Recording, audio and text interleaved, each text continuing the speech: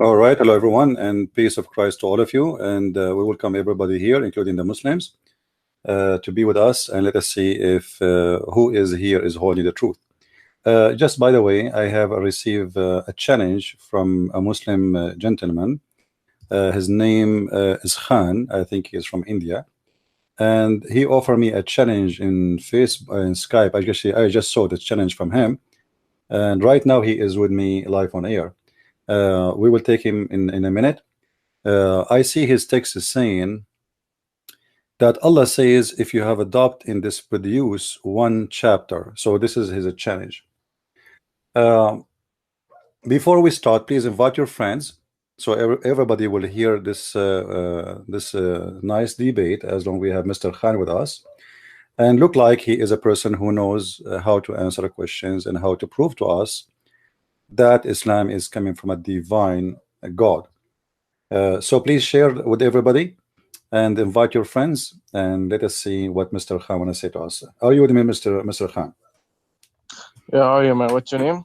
My name is a Christian Prince. I thought you know who I am, right? No, I do not know who you are. It's my first time seeing you. So how you get to know me? I mean, why you text me in Skype? Okay, basically, there's a person named Sammy Sampson in YouTube. He just makes videos in a room. Like he just talks about stuff, and he's never done a debate in his life. So I wrote in a comment that show up for a debate, show up for an argument, and he doesn't even do any arguments. Then after I got a message from Warrior who was saying come for debate, and he told you your Skype, and I said I accept this challenge. All right. So okay, no problem. You are welcome. You are welcome, Mr. Khan. Yeah. So how you can prove to me that Allah is a true God? How you can prove that to me? So first of all, Allah is also mentioned in the Bible. Where? So when you open the Gospel, when you open the Gospel, it says, it says Eli, Eli. And your God, his name is Eli? Your God, his name is Eli? Where you can find that in the Quran? Oh, okay. Isn't Eli and Allah if someone shouts at like no, Jesus Allah is different. No. Allah, Allah is something and Eli is something else. You need to prove it to me. So, what Eli? First of all, Khan. First of all, listen. No, first of all, Khan, let me make my point. Khan. Who told you first that even Eli is a name of God? Is Eli is a name of God? Is Eli a name of God? I'm asking you. You started already. You're not letting me make my point. So I will make you make a point, but you just said something funny. Is Eli is a word mean God, or it is a name of God? I'm asking you. I want to learn from you. Khan. You mentioned something. We don't want to jump over. We don't want to jump over it. You see, for me, learn about me. I don't let things go. You say something, I will hold you with it right away. You say something, Khan. I am the kind. If you say something, and I want you to do the same to me. I want you to do the same to me. So I'm asking you now, is Eli, is the word mean God, or it is a name of God? Is Eli, don't jump. Is Eli a word mean God, or it is a name of God? Okay, what's the okay, what did Jesus call God? Tell me. This is not, I'm asking you. Don't change the question now.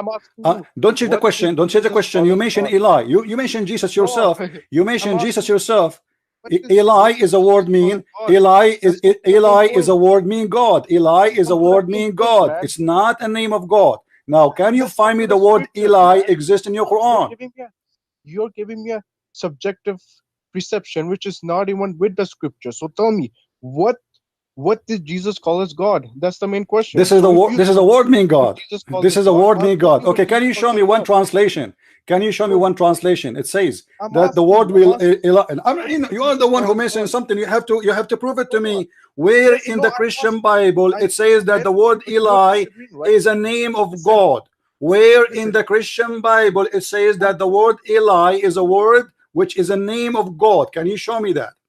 Okay, I'll show you. Okay, show me. I'm listening. It's enough. I'll show you the reference as well.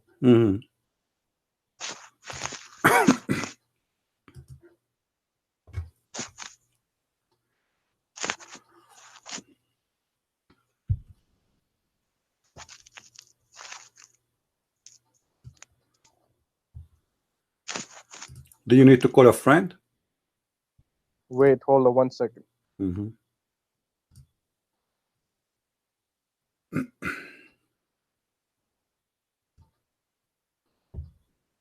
So the Testament also says Elo and Ela in the English Bible. So this And is a it word mean says, God. This is a word mean and it God. says, Okay, this is not a name, my but friend. This is but not a yes or name. no? The question The is, question the is, question is, we know where Eli come in. Let me teach it you something. says, Let me teach you Jesus, something, peace be Khan. upon him, says in the Bible, Khan. Let me teach you something. Eli, Eli, Let me Lama, teach you something. Okay, if we go and Sabachthani. read the verse in It the says, Bible, what that word this mean? is, listen, well, let me What finish. that You word all mean? listen, Okay, I'm let me asking finish, you, man. is it a name or it's a God? Why you don't want to answer? You asked me Is that a something. word? No, let me Is that finish, a man. word mean This is how it's a you get. name?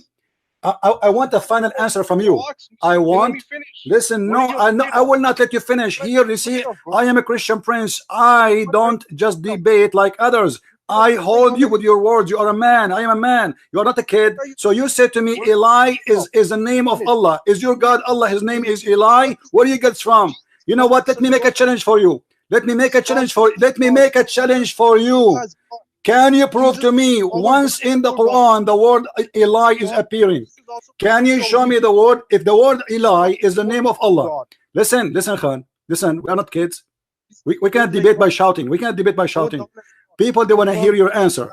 I'm trying just to Jesus get an down answer as from you. God. Don't just No, shout.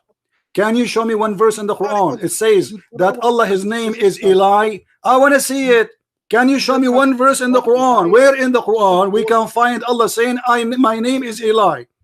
Has God now to You Muslims Jesus have has God as 99 a names man. for Allah. No, Listen, this is a challenge. I want to show everybody that you Muslims, especially from India and Pakistan, you have no idea what I'm talking about.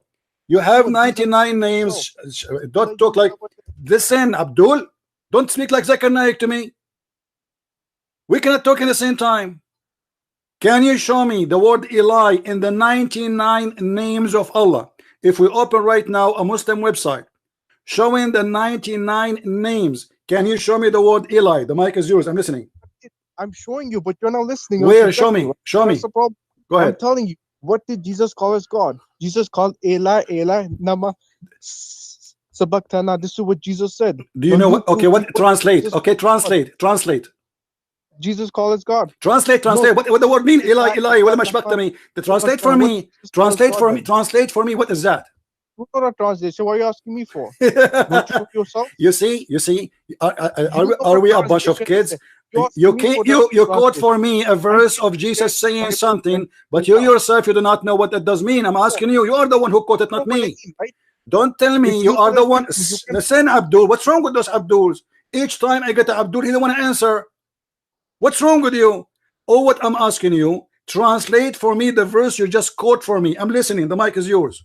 No, I'm asking you. No, you translate. You are the one who quoted. I'm God. not me. You are the one who translated for me. Go ahead. What did Jesus call us God? You just say it. You just say that. Don't repeat yourself like a crazy man in front of the mirror. I'm asking you No, now. common Translate the sense. verse. If Jesus called Translate us the verse God, for call me. me God. Translate the verse for me. What that verse Why mean? wouldn't Jesus? Why wouldn't Jesus forbid saying this name for? Why would he say Abdul, Ela? first of all, this is not a name. I just told you Say this is a word meaning God. This is a Jesus word said. meaning God. This is a I'm word asking meaning you. Why God. Are you would stupid or what? Are you a stupid or what? I'm asking you, can you read the translation for me? Can you? It is a word mean God. It's not a name of God. Now, I'm asking you, where you can find, even if Eli, lima shabaqtani, can we find that in the Quran? Can you show it to me? Okay, why? It's in the Bible. Why do you want in the Quran for? Jesus Because called you Ela said, as God in the Bible. Allah is in the Bible, you idiot. What's wrong with you? Yes, if someone Ela matches with Allah, No, it common doesn't sense. match. What's the difference?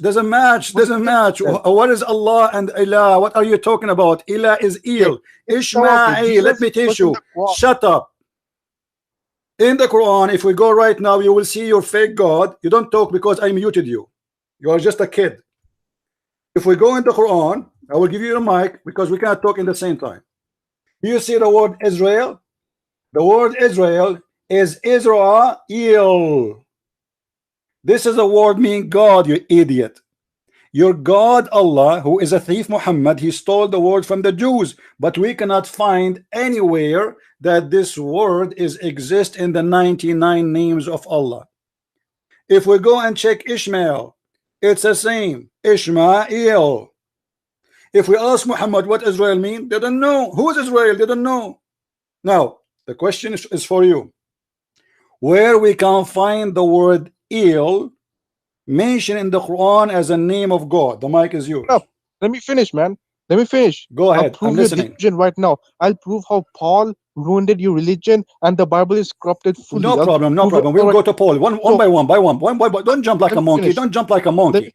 Don't jump like a monkey.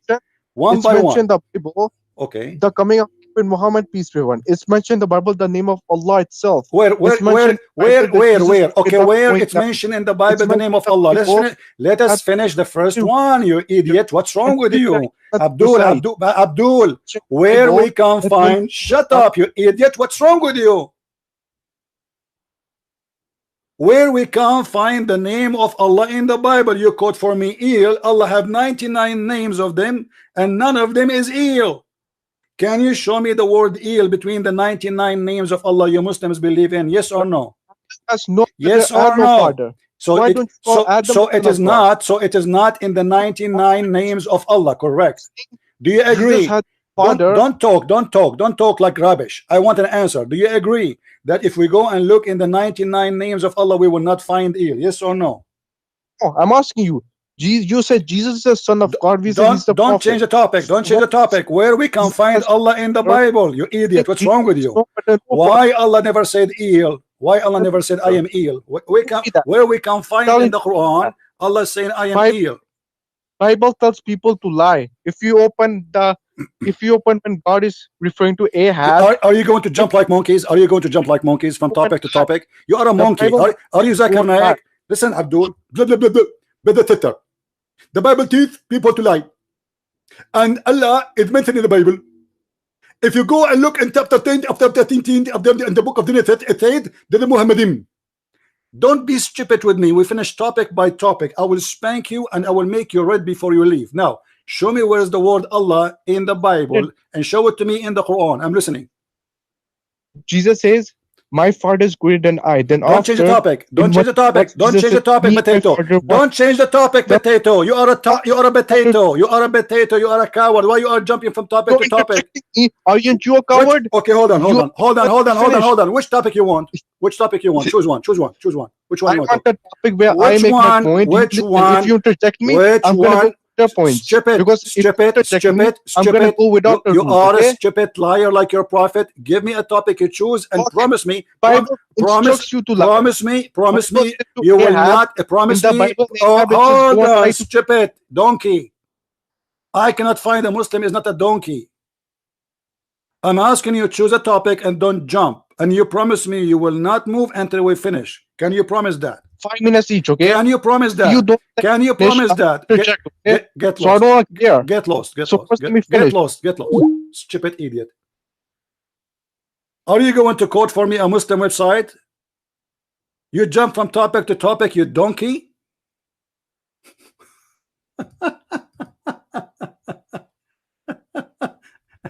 I don't know what.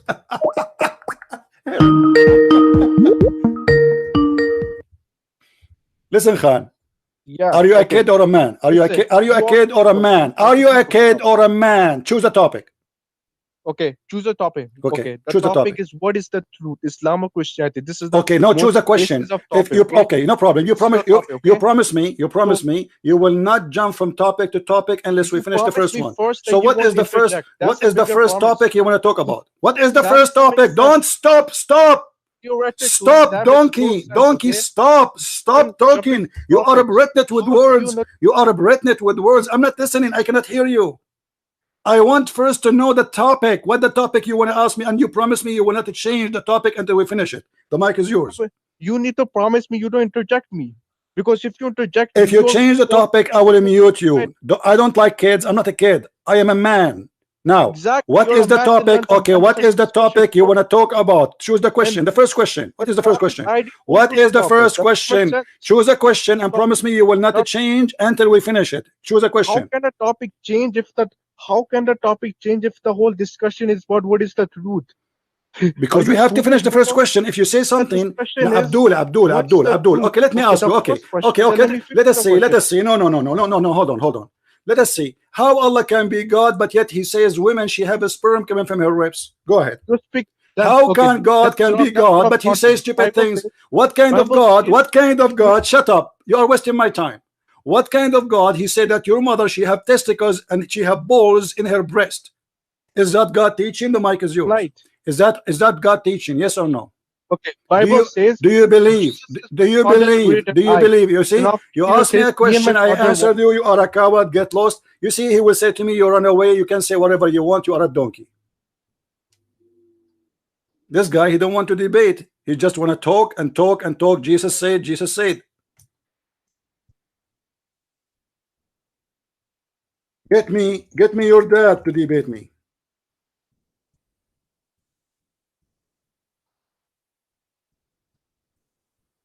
And now you are recorded in YouTube and everybody will laugh at you.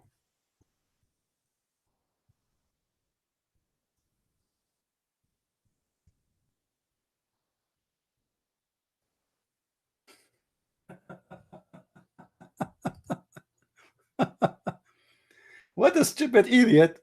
I mean, where's the debate? Jesus said, he will keep talking, Jesus said. Are you going to have a debate? You ask me and I ask you, or we are going to talk only? I will give him one more chance. Last chance to this coward. Listen, Potato. Listen. Breathe before we start talking. Before you start talking.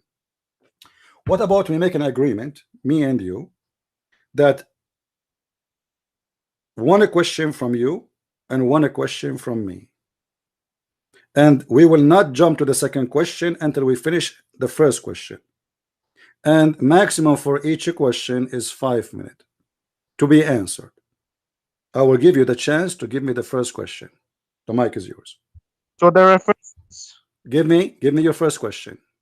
The reference is in Kings. Give me the first question. Give me the first question. Give me the first question. Are you listening? Okay, yes, I've made it. What is the question? Let me finish, right? What is the question? What is the question? I'm saying that question, right? So you have to listen. Okay. You ask, listen. I'm asking you that how can a God be truthful if he has already instructed someone to lie?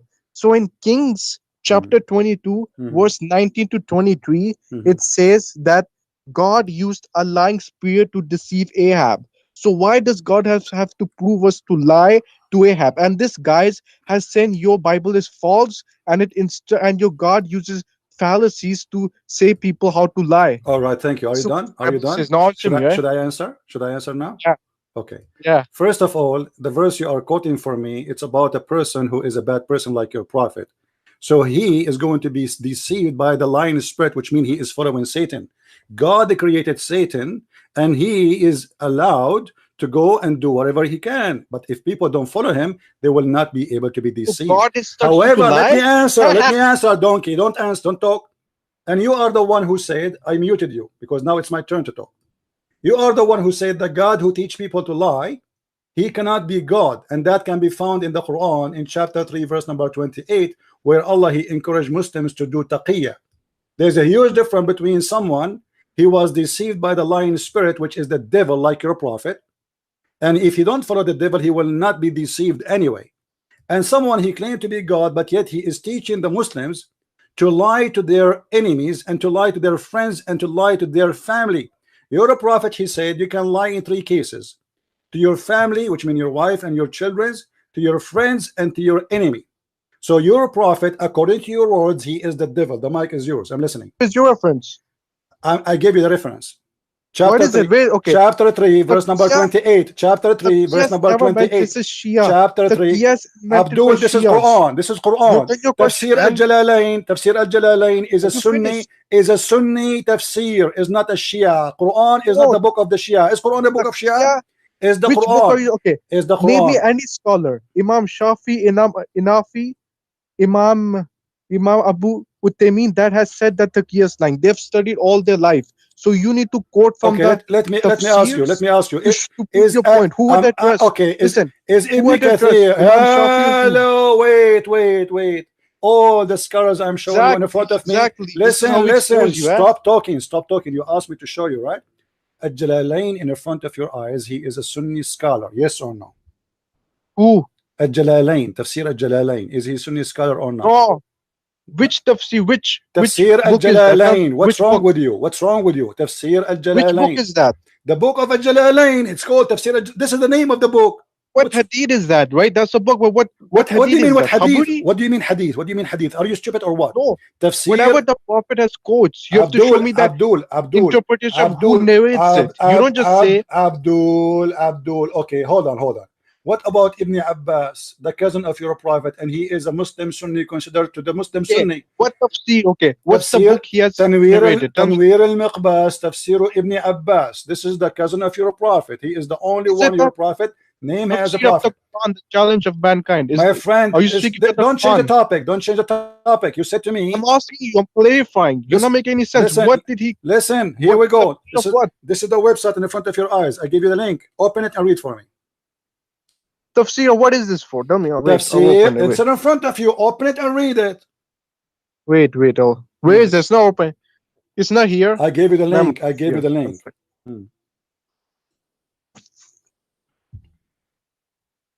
Please, guys, invite your friends. We have Mr. Khan. He is a scholar. He have 10 degrees in Islam and 7 degrees in Christianity and 1 degrees in cooking camel urine. Let us see what he will do now. He will change the topic. How does this prove lying? I've proved to you Matthew. Answer. I answered you. This is God. This is God.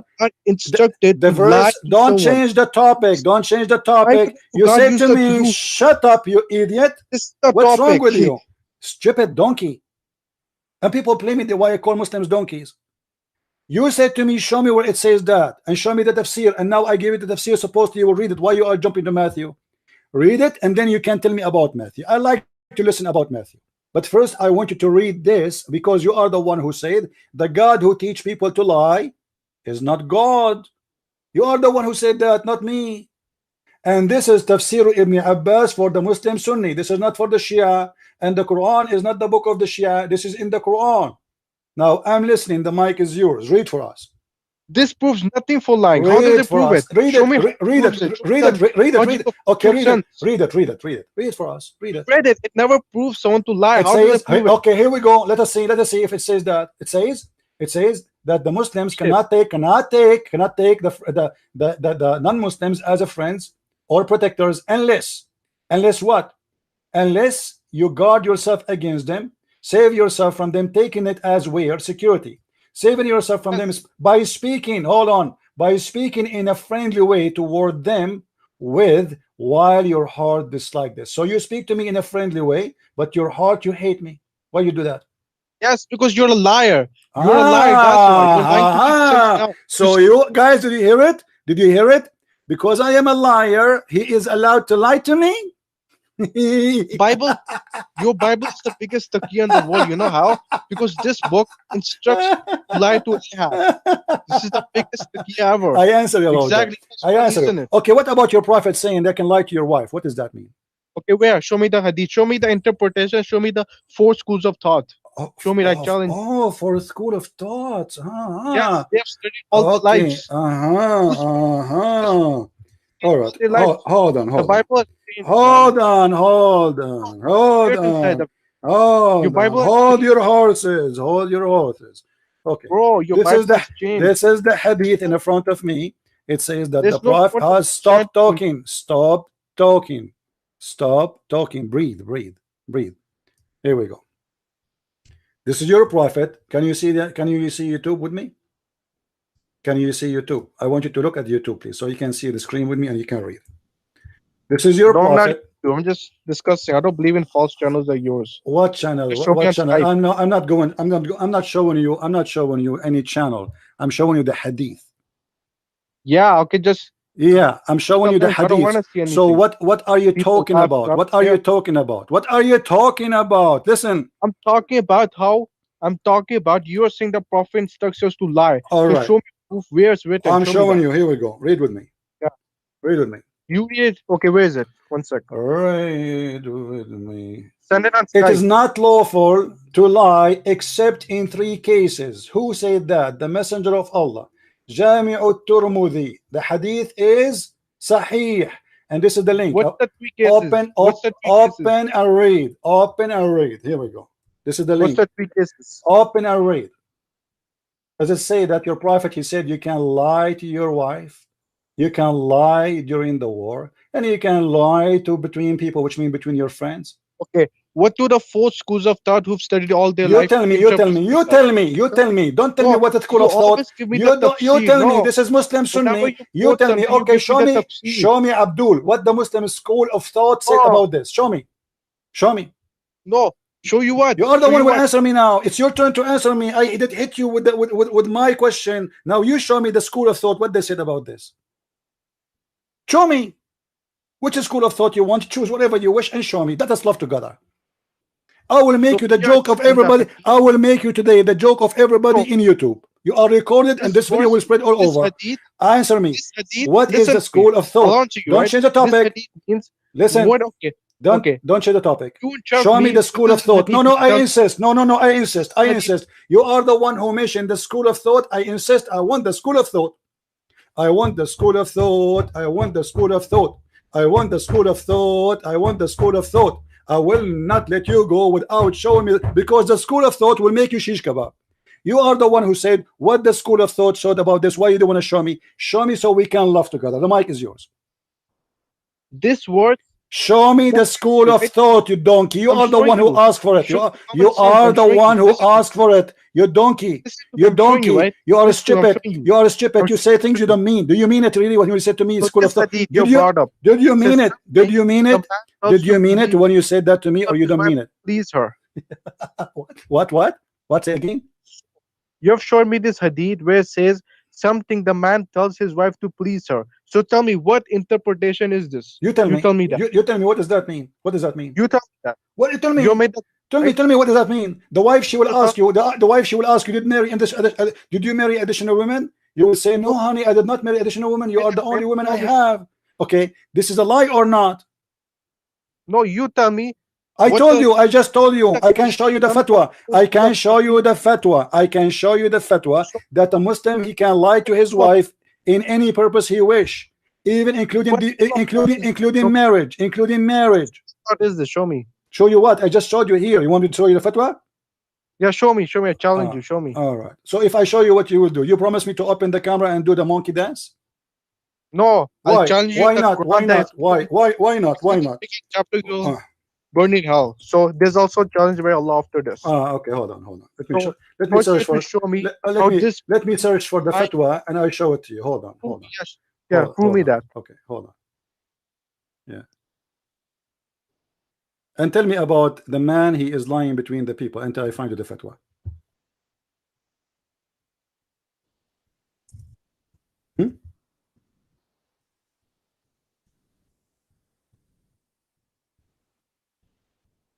Are you there?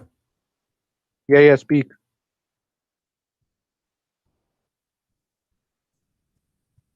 I'm waiting for your answer. Why you can lie to people?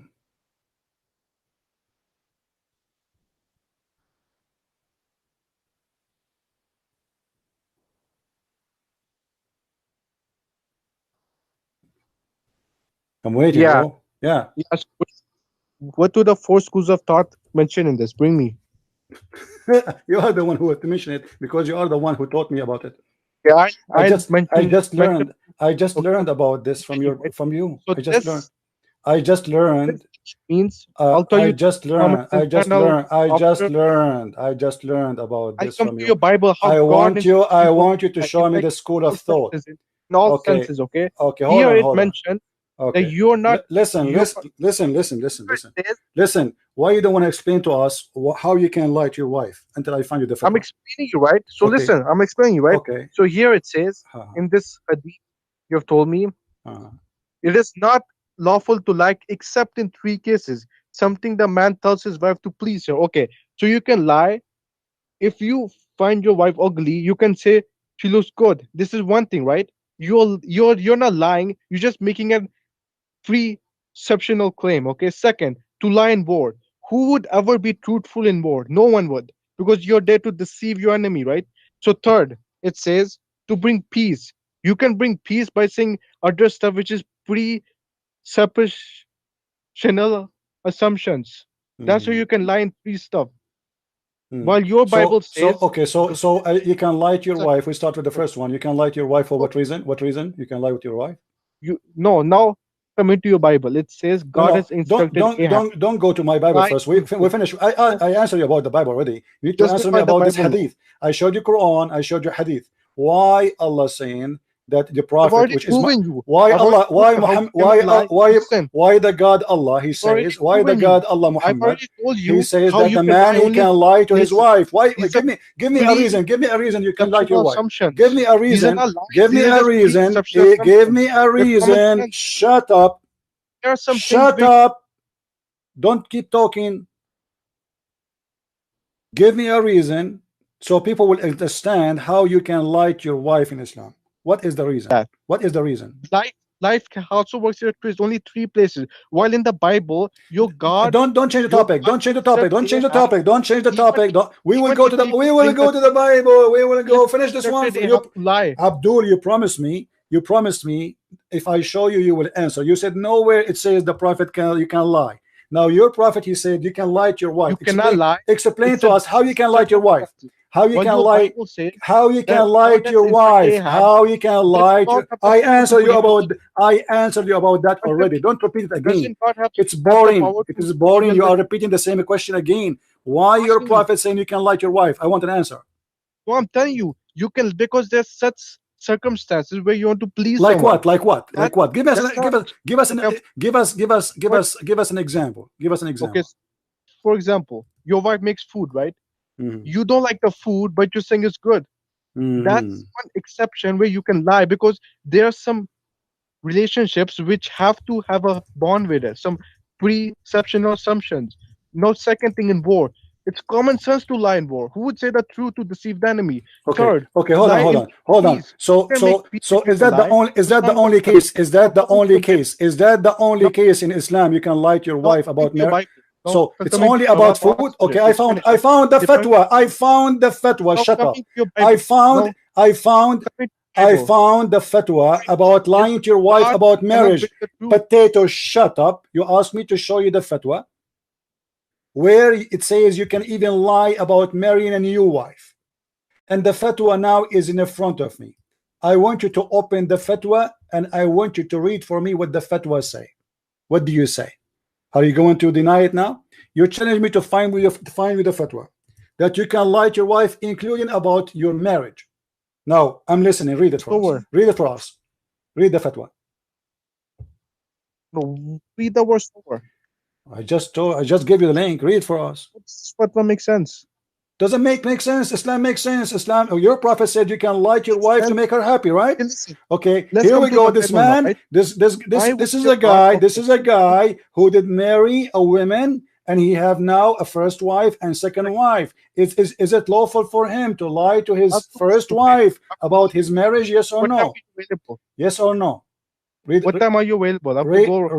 Don't tell me you will run. What time are you available? I'm available all the time. Read for me the fatwa first.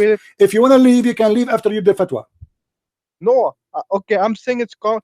If you, without these three exceptions, Abdul, if you give me any other reason, it makes no sense. Abdul, I gave you the fatwa. I gave you the fatwa.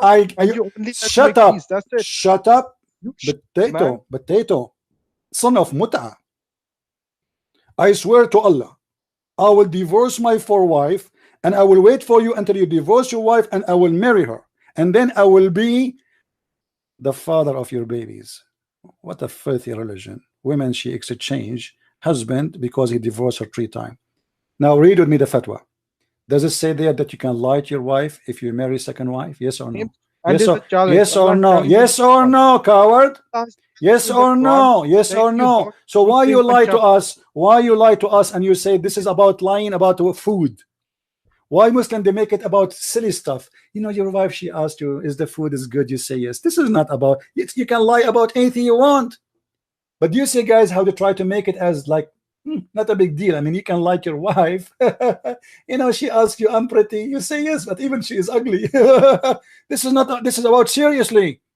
This is the coward. He hang up, guys. This is a very serious, filthy teaching of Muhammad.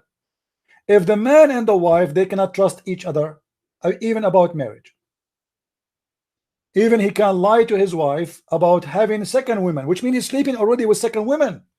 I mean, don't even the women deserve to know that this guy he have a new wife?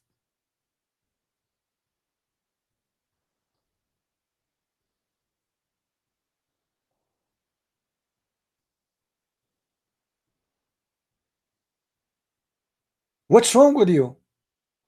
What kind of religion allowed in the man to lie even about his marriage? This is why the coward he run away. What time you are available?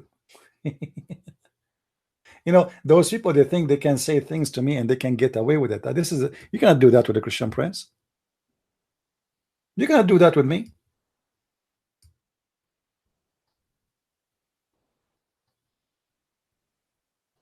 This is why debating Muslims is not a debate. It's like a chase. It's like a mice and a cat. He go between the furniture. You have to grab him from his tail and get him out. He opened a topic. Now he is sorry for mentioning this topic. And this is why he want to keep talking about something else. You see what they do, what the Muslims do. They ask you a question. You start answering the question. Before you finish the question answering, they give you a second question because he don't want you to breathe, because he's afraid you will ask him a question. You know what I mean? The point of like speaking so fast to the point he will not let you even talk because he's afraid that you might hit him with the question. So he want to go fast, the Bible, and then it says, and then it says, and how come the blood Jesus? He jumped from place to place because he don't want you to hold him from his stupidity. You cannot do that with the Christian prince.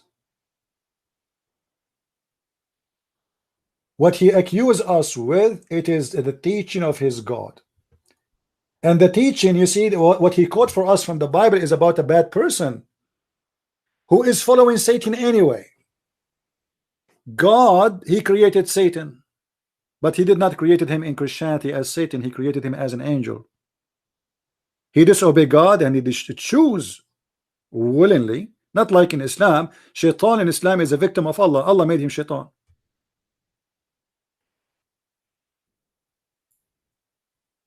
Here we have God teaching us bad ethic, and this is what I wanted to talk about today actually. Why Allah cannot be God. This is bad ethic. This is the most important thing, to reject Islam religion, to reject Muhammad as a prophet, and to reject the false God, the pagan God, Allah as God.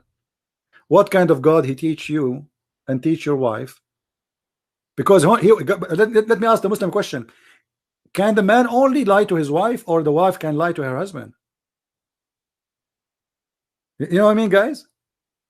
The Muslim, they will say to you, oh, the wife, she can lie to her husband too. I mean, what kind of marriage this marriage is? The base of any society is the family. If the family is corrupt and based on lying to each other, what kind of society this society is?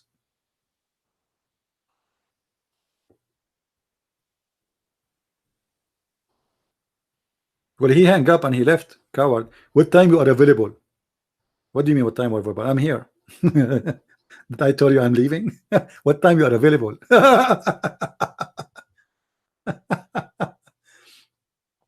The first thing you will learn about Islam, proving that it cannot be from God, for this is not an ethical religion. As you see, you can lie. You see, I can understand that you are lying in the case of the war, you know, like the enemy capture you and you will not tell the truth, otherwise you will hurt your friends, your country, no problem. But lying to your wife and lying to your friends, who's left? Can we fix a society by lying? Can we fix any society by lying? Muhammad is giving us a solution to fix the society, supposedly, to make things work. Supposedly this is the purpose of this. Can I make my family better family by lying to my family? What's wrong if my wife, she made a food is not tasty, I say to her, oh, too much salt. What's wrong with that? Because if you lie now, tomorrow she will make the same cooking the same way, and you will eat the same shit. Excuse me. Is that correct, guys? What the point of this lying? Why you don't tell me that my cooking today was bad? What's wrong with that? Tell me. It's not a crime to tell the truth. Are you getting my point? He gave us an example. We will go with his example. Your wife, she cooked for you, tastes like garbage. Honey, do you like my cooking? Oh yeah, yeah, sure, lovely, yummy, yummy. Man, and like inside you say, what the heck? This is tastes like shit. Excuse my language. She would do it the same second day for you because you just said it's so yummy. I mean, how? What a stupid answer. How you can fix life by lying? You know the what Jesus says about lying. He said, "Lie, all lies is from the devil. All lies. There's no good lies. There's no good lies. Lies is a lie. In Islam, Muhammad, he is teaching us that those are good lies. And what is the good lies? Is to lie to your wife to please her. And this is why we see a fatwa that a man, he can lie to his wife if he have a second wife and the third wife, which means he lied to the first one, he lied to the second one, he lied to all of them. He will tell each one of them that she is the only wife he have, but in fact he is sleeping with 4.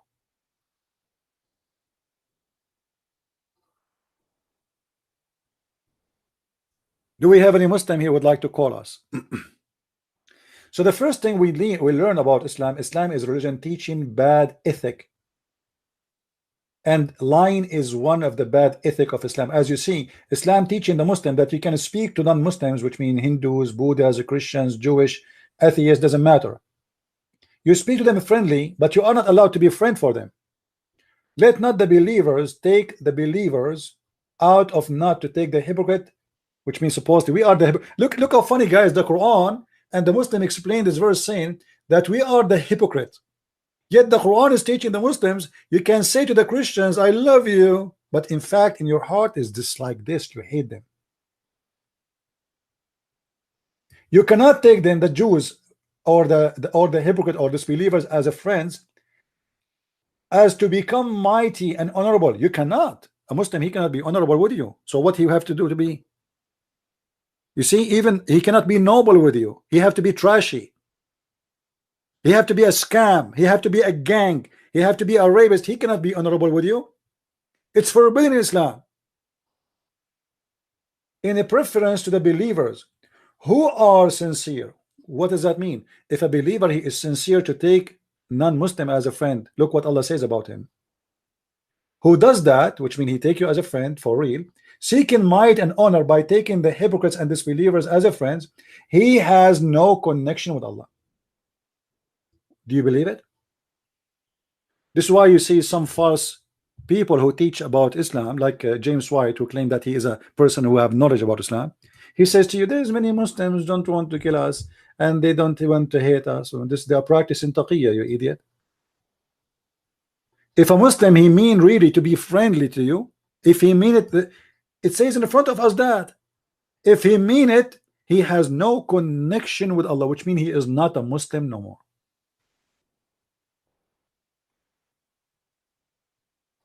Do you see it?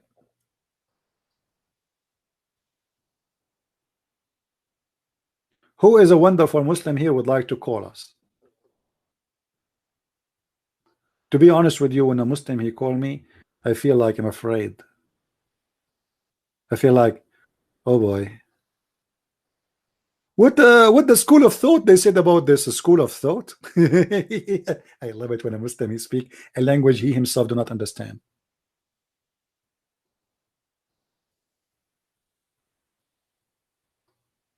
So what the Quran teach about ethic. You can speak to Christians in a friendly way. You can, yes, but you don't take them as a friends. This is a very bad ethic. This is not a teaching from God. Hello? Hold on a second, please.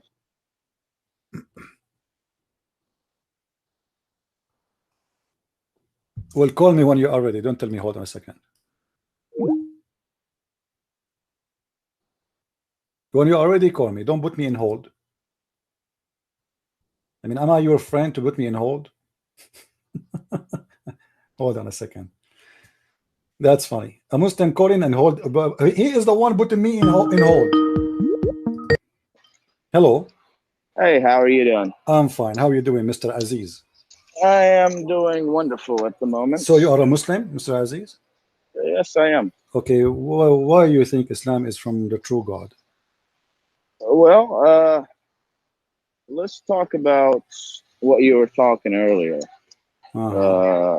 Which is about the lying, and I mean, we can go any way you want.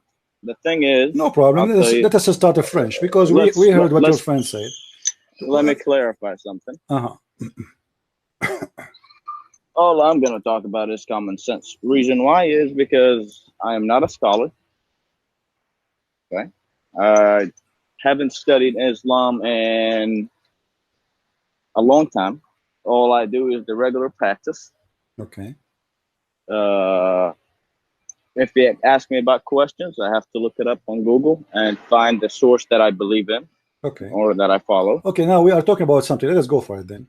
You know, here in front of us, chapter 3, verse 28, it says you cannot take the Christians and the Jews as a friends, but you can lie to them, saying to them that you are a friend to them. What do you think about this? Well, I don't think that is true, because part of being a Muslim is to follow God and the prophets. Okay. Correct? All right. And the very most popular story about the prophet is that his neighbor was a Jew. Can you show me the reference? A reference. Sure. Yeah, because I never found this reference. By the way, can you read Arabic? I will learn from you if you want to teach me, no problem. But go to the topic now. Can you show me the friend of the prophet who was a Jew? I want to see that. Hold on. Okay, show me. Hold on a second, please. Yeah.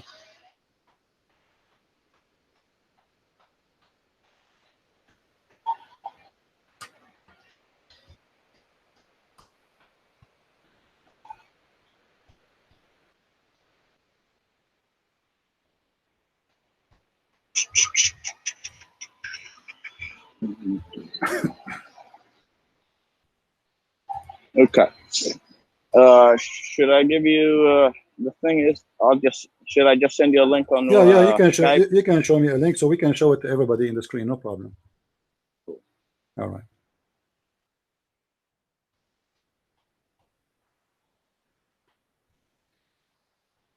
All right. I will open for you. Yeah. Go ahead and okay, I will open the reference you gave me. By the way, my reference is I learned it in 2 different schools, and that's back when I was a little child. Yeah. And 2 different countries. Okay, but as I know, the reference you gave me is not a reference. Is that a reference, really? I don't know. What do you mean by a reference? You gave me a link. What is the reference for the story of the Jew? Hold on. And the prophet at their own school of learning aimed they would decide and worship, educate themselves. There is no compulsion in religion. Well, I thought you want to tell me the reference about the Jew, because that reference, my friend, is a lie. Do you know that? The Muslims, how can it be a lie? Well, it's a lie. Give me the reference then. It's a lie. Give me the reference. I will give you 10 years to find the reference about that story. What do you say? Well, it is in the Sirah of Muhammad. Show it to me. Do you really want to read the Sirah of Muhammad? My friend, we are here to. You said to me, you are the one who said to me. That's what I'm asking. Aziz, you are the one who said to me, I am not a scholar, but I have a common sense. And now you mentioned to me common sense. You said to me, there's a story. There is a story. Then you need to show me the story. What I know about this story is a fabrication. There's no reference of it. Okay, well then there's no point. There's no point to mention it. Then don't go there. Then you win the point. Okay, no problem. Then you said to me that there is a verse in the Quran that says there's no compulsion in Islam, correct? Okay, what this verse is about? What chapter? What verse? That's what it says in the source. Where? What chapter? You are reading for me, right? Chapter 2. Just to be sure, we are reading the same thing. It says, let's see. Let me go in there. chapter 2, ayah 256. Correct. Okay. But this verse, my friend, is about the opposite. It's about a group of people don't want to allow their children to convert to Islam. So the Prophet, he said, you cannot force them not to convert to Islam. This is not about forcing people not to convert to Islam. It's about forcing people not to accept Islam. Which means if you are a Christian and you have a son who want to convert to Islam, Muhammad saying to him, you cannot force your children into a religion he don't want. But the Prophet, he said, the one who changed his religion, kill him. Is that correct? That is correct. Okay. Yeah. So that means this verse doesn't go for the Muslims. This verse must be about something else. Because if you change your religion, you are going to be killed. So here, some of those people. Okay, my friend. I don't want to interrupt. Yeah. Go ahead. You see, you said you speak Arabic, right? And this is Tafsir Ibn Abbas. There is no conclusion in religion. No one from among the people of the book and the pagans should be recorded to believe in the divine of the oneness of Allah after the Arab embrace Islam. So this is revealed about a bunch of people who they are not letting their children to convert to Islam. So Muhammad, he said to them, you cannot force people not to convert to Islam, but you just agreed that if somebody decide to leave Islam, he will be killed. So how does verse fit with the agreement that Muhammad will kill anyone leave Islam? That's mean you will be forced to stay as a Muslim. So this verse have nothing to do with what you said, and the interpretation of the verse proving that this is about a group of people. They are not allowing their children to convert to Islam. Who Muhammad, he said to them, oh, you cannot do that. You cannot. You force not your children not to join a religion. We cannot. There is no enforcement on them. But so may I speak now? For example, you're a Christian, correct? I can't force you to become a Muslim. That's not true. That's true. I can't force you to become a Muslim. Okay, read for me chapter 9, verse 29 then. I can't read. I'm working at the moment. Okay. But do you know what verse? Do you know what chapter? Do you know what chapter 9, verse number 29 says, Mr. Aziz? No, I don't. Okay. Let me help you. I don't remember. No problem. No problem. You are an Arab, as I understand, correct? Yes, I am. All right. You know Ibn Kathir, correct? Ibn Kathir? Yes. Yes, I've heard of him. Is he a trustworthy for you, or he is not? I don't know who he is. I know I've heard of him, but I don't know who he is. Which scholar you agree with? Which scholar is yours? Your favorite? I don't have a favorite. You have to give me something. Then should we go to Ibn Kathir then? Just look up whatever you want. Okay, no problem. You see, I'm just trying to help you. You see, in your statement. Okay, you said we cannot force you to convert to Islam. This is not what the Quran says. In chapter 9, verse number 29, it says that Allah, he ordered the Muslims to fight and to kill the Christians and the Jews unless they pay jizya or they convert to Islam. And this jizya have to be done with humiliation and have to be subdued, disgraced. Read with me carefully. I don't know if you can see my screen. Can you see my screen, my friend? I can't. No, actually. Okay, let me give you a link. Is that okay? Go ahead. I give you a link. Yeah, that's fine. Okay, you can open it from your side, I guess, right? Yeah, I can, because I'm calling from my phone. So right. I can. Can you open it for me? I'll read for me, please. Yeah, hold on a second. Go down where it says the order to fight people of the scriptures until they give the jizya. Let's see.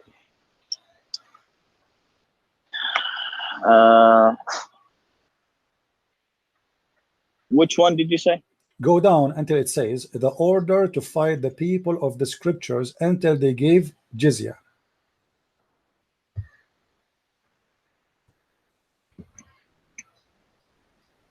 Okay.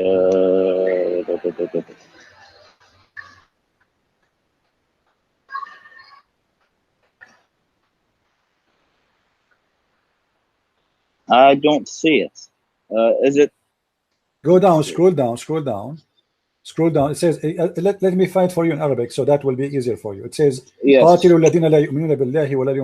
you see it in Arabic? No, the last one that I see is لا تبدأ اليهود والنصارى بالإسلام. بالسلام.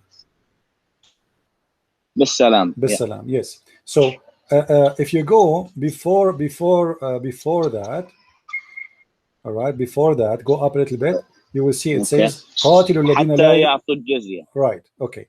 Now there the interpretation is saying that you fight them for a reason. What is the reason? Because they refuse to accept Islam. So you just said to me, we cannot force you to accept Islam, but you fight me because I don't accept Islam. And then you have to force me. You have to force me to pay the jizya. And then if I don't pay the jizya, you will kill me.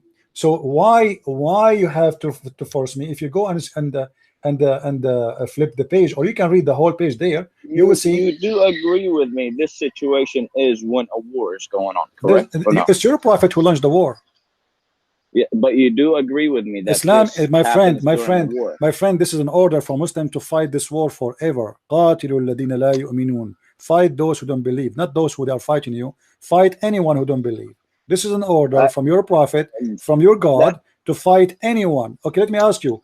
Do you read what it says there? It says that when the Arabian Peninsula was secured under the Muslim control, Allah commanded His messenger to fight the people of the scriptures, the Jews and the Christians. All right. So Allah commanded him to fight who? The Christians and the Jews. Until what? Until they believe. So this is a duty the Muslims carry on. It's not only, this is the order from Allah for all the Muslims, not only for a certain time. Actually, that is for a certain time, because can you that's prove it? When the beginning of Islam. Can you prove it? Can you prove that this was only for a certain time? Yes, because it's talking about because it's talking about the era of Muhammad. But Muhammad, my friend, Islam in the Arabic Peninsula. Okay. See, when the Islam came to the Arabic Peninsula, as you and I know, that it started in Mecca, and then he migrated to Medina, which Medina was half Jews and half Christians. Are we good at that point? No, because I don't think that Medina was half Christian anyway. But anyway, what was it? But that's not important. Okay, what happened next? Okay, it doesn't matter. So let's just say, as I was told, it's half Muslims, half Christians. There was a treaty that was made between the Prophet and those two tribes. The one tribe was Jews, and the other tribe was Christians. But this is not about this, my friend. This is in the 9th year of Hijrah. Do you know how to read, right? It says in the 9th year of Hijrah. This is all is over now, and Muhammad decided to kill the Christians who are out of the Arabian Peninsula. He is done. He killed all the Christians. He killed all the Jews in the Arabian Peninsula. Read with me carefully. Hijrah, yeah, it says. Read carefully, Abdul, my friend. Read carefully. Arabian Peninsula was secured under the Muslim control, which means there's nobody there except Muslims. Allah commanded His messenger to fight the people of the scriptures, the Jews and the Christians. On the 9th year of the Hijrah, He prepared an army to fight the Roman. Is that the first one? Yeah, well, it's in front of you. The same page. Yeah. The Roman. There's no Roman in the Arabian Peninsula. There is no Roman in the Arabian Peninsula. Why your prophet? Why your prophet when attacked the Roman? The Roman. Yeah. It says here, as we all know, there was 3 empires back then: the Roman, the Persian, and then the Muslim. I don't care. Why he want to attack the Roman? Because the Romans took Jerusalem. Took it from whom? Took it from whom? But your prophet took it from those people that are there. From who? Who are they? Those people who are there? They are Jews. Are you sure? Or Banu Israel. Okay, but as I know, your God, Allah, He praised the Roman and He believed they are good people. Of course, God is not gonna disgrace a human He created. My friend, you are saying He want to fight the Roman. He want to fight the Roman, but Allah, He called the Roman believers, and He called them a great people in the Quran. If you go to chapter 3, the Quran says that. My friend, listen. Don't have to jump. You said that because the Roman they took Jerusalem, that the Roman they are in Jerusalem for the last 400-500 years. So nothing new. Okay, so why now he want to attack the Roman? Why? Well, you know, what the problem? And the Quran in chapter 30, there's a chapter. It's called the chapter of Rome. You heard of it? A Rome. What is it? What is it? The chapter of the Roman. Yeah, a Rome, yes. Which means the Roman. So there's a chapter have their names. Allah, He called the Roman as a good believers. So how Allah want to fight the Roman who they are good believers? How Allah wants to fight the Romans? Yeah, if they are, if He is praising them, and He promised them victory. Why Allah promised him victory? Okay, well, here I'll tell you why. Why? So, as you probably do know, we do respect the prophets that God sent. And Isa, which is Jesus, is one of them. Now, when Isa traveled from Egypt to Jerusalem, that's where we believe that the Bible was fabricated. And that's why what does the have to do order with my was... topic, my friend? My topic is this. You're going so far. I'm asking you Well, why the I'm prophet, giving you the reasons. why the prophet attacked the Roman? Because the Romans changed or fabricated the Bible, and there was but a your guy prophet, that they my called... friend, the Roman have nothing to do with this for a very simple reason. Your God approving them as believers in the time of Muhammad, not after. Chapter 30 in the Quran was given to Muhammad during his lifetime, and the Roman already are Christians. Read with me what the Quran says. The Roman has been defeated in the land close by they, even after this defeat of there will be soon victorious within a few years with Allah in decision in the past, in the future, and on the day that the shall believer rejoice. So he called them as believers who rejoice victory. So how you are saying to me the Roman, they are the one who corrupt the Bible, and Allah, he called them as believers who rejoice victory soon? So who is the Jesus that made the golden... Don't my friend, don't change topic. The Quran, I'm not changing the topic. okay, the Quran is calling the Roman, the Quran calling the Roman believers. How they are people who change the Bible, but yet Allah, he called them believers. Okay, they're believers because they believed in a book that God has revealed. But you just said they changed the Bible. That is wrong book. They cannot be. You cannot be a believer if you believe in the book of the devil. Are you? Okay, so you can't believe in a book that is written by the devil. That is correct. Yes. So then God should not call you a believer in the true God if you believe. Like for me, my God is Jesus. Is that will make me a believer or will make me a kafir? The Quran says we are kuffar. That is correct. Okay, so how the Quran called the Roman as believers? Because God said that the Romans are disbelievers because they believe that Jesus is a God, and says that But he called them believers. He did not call them pagans. The Quran called the Christians pagans, kuffar. Yes. And so why he is happy? He's saying those Roman, they will be victorious and the believers will rejoice. Why he's happy for them to be victorious? If Muhammad, he want to kill them all, and the Romans should be killed for changing the Bible. So why Allah saying, oh, they will be, don't worry, be happy, they will be victorious and the believers will rejoice? 1 second, please.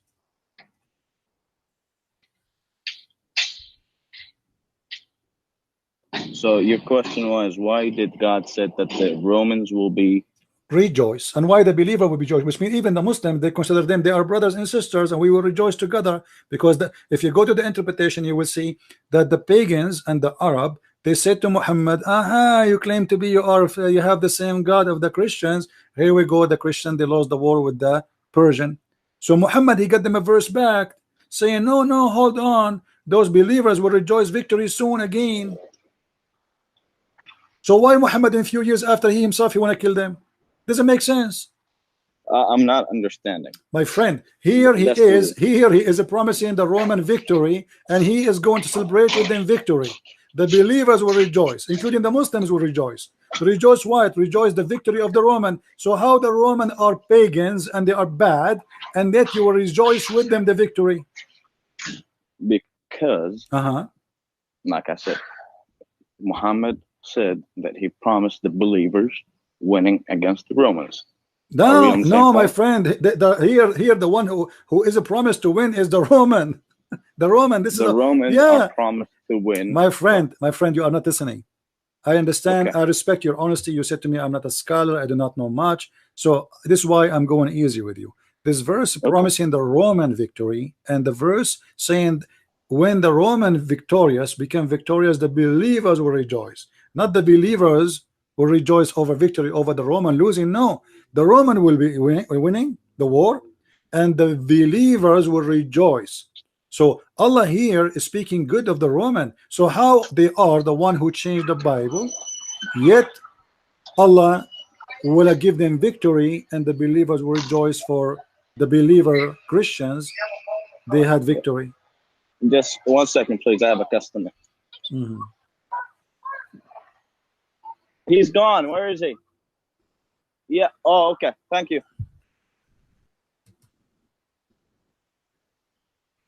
Okay. Sorry. No problem. There's going to be a lot of interruption because I am at work right now. I understand. No problem. Yeah.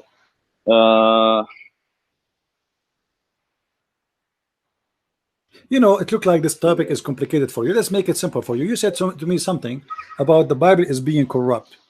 What Bible is corrupt? What Bible of Allah is corrupt? Well, if the Bible is not corrupted. No, I'm not asking you this. I'm asking you, which Bible is the one you believe it's corrupt? The Bible of Allah? The Bible of Allah is corrupt, yeah. Well, Allah sent the Bible, yes. Right. So it is the so it is the Bible of Allah is corrupt. Yes. Okay. You as a Muslim, how for God's sake you accept that you have a God, his name is Allah, and he cannot protect his Bible? Well, that I don't know. Okay, I like this answer, but don't you you just said that it is the prophet you want to attack the Roman because they changed the Bible, but it's the fault of who? Is it the fault of the man? The man is corrupt. People are corrupt. A human being is corrupt. If I have a book, I have responsibility to protect my book. As an example, I have 5, 6, 7 books. All of them, they are published. If somebody tried to change anything of them, I would take him to court, and I have the original to prove it. Now, this is God. His name is Allah, supposedly, and he sent the book, it's called Torah, and he sent the book, it's called Injil. Why Allah is willing to protect only the Quran, but he don't want to protect the Torah and the Injil? Like the Torah and the Injil, like a yellow pages for him? It's not worth to protect them? That's a good one.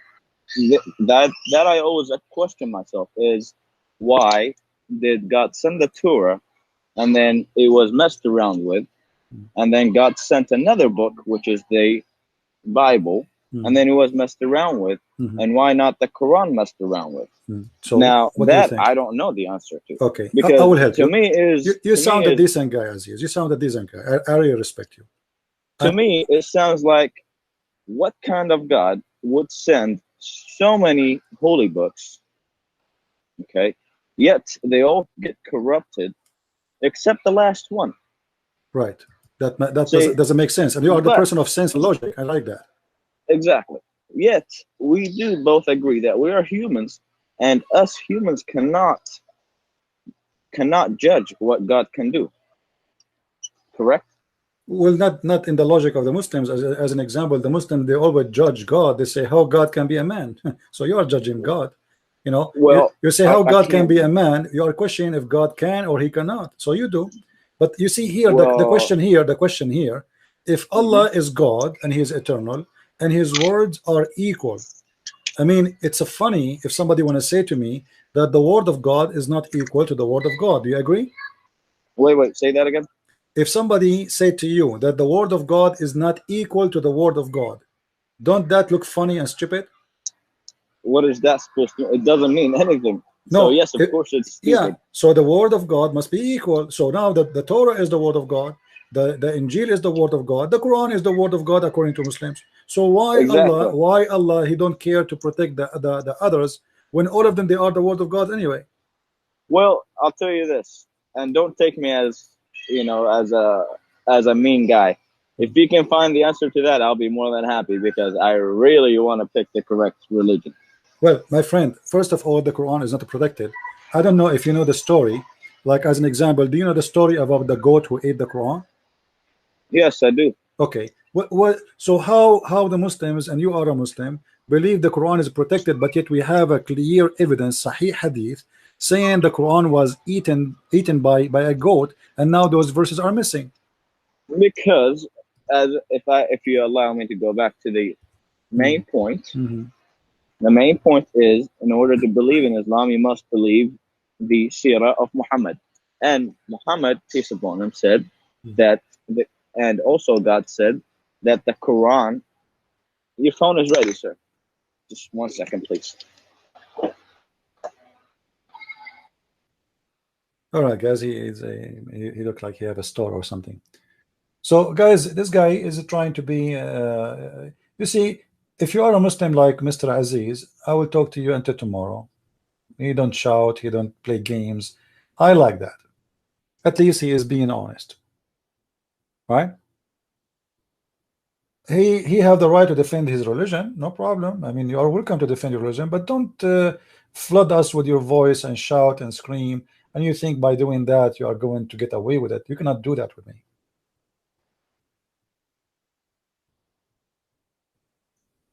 He said that he don't understand really how Allah don't, or what he will not protect the Torah, and he will not protect the gospel. This guy is in his way to leave Islam. Just wait. He just admitted that there is something fishy here. Allah, he sent 124,000 prophet, yet only the Quran he want to protect, which means there's 124,000 books are gone.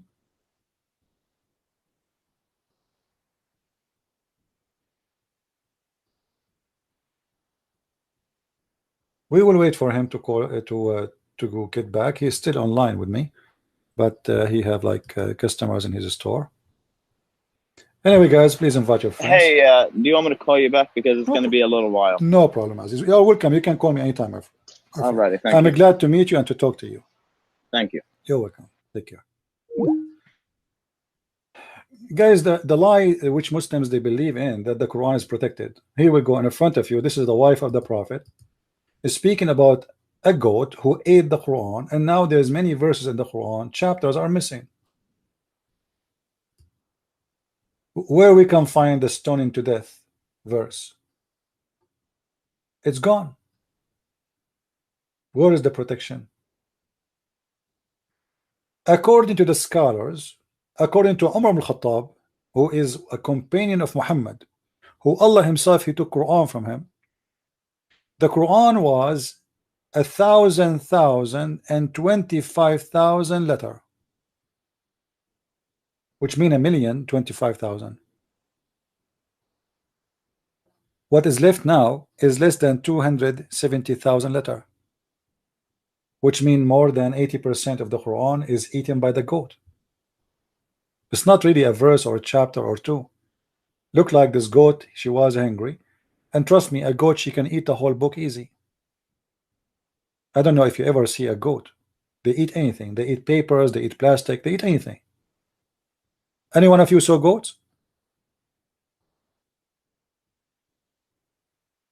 They eat anything in their way.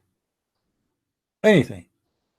This is why, you know, actually, even the word goat, I think they call it goat because she eat anything. This is why they can survive easy. You know, you can take a goat to the desert, and this is why people of the desert, they have goats. They don't have really sheep, because sheep, they need water a lot. They need the grass. They need certain kind of food. When the goat, she can eat anything. What they call those things, like the plant who have needles, which nobody can eat. The goat can eat it easy. She chew it, she eat it as if it's like falafel. So they have a special build to survive a very tough weather. They can climb the mountains. You know, they can live in a cold area. They can live in a very harsh area, a desert area. They can survive easy. So the Quran is protected, is a big fat lie. Allah, he could not even stop a goat. Okay, the goat ate the Quran. Where is the verses now? According to this hadith, there's verses about stoning to death. Stoning to death. All right.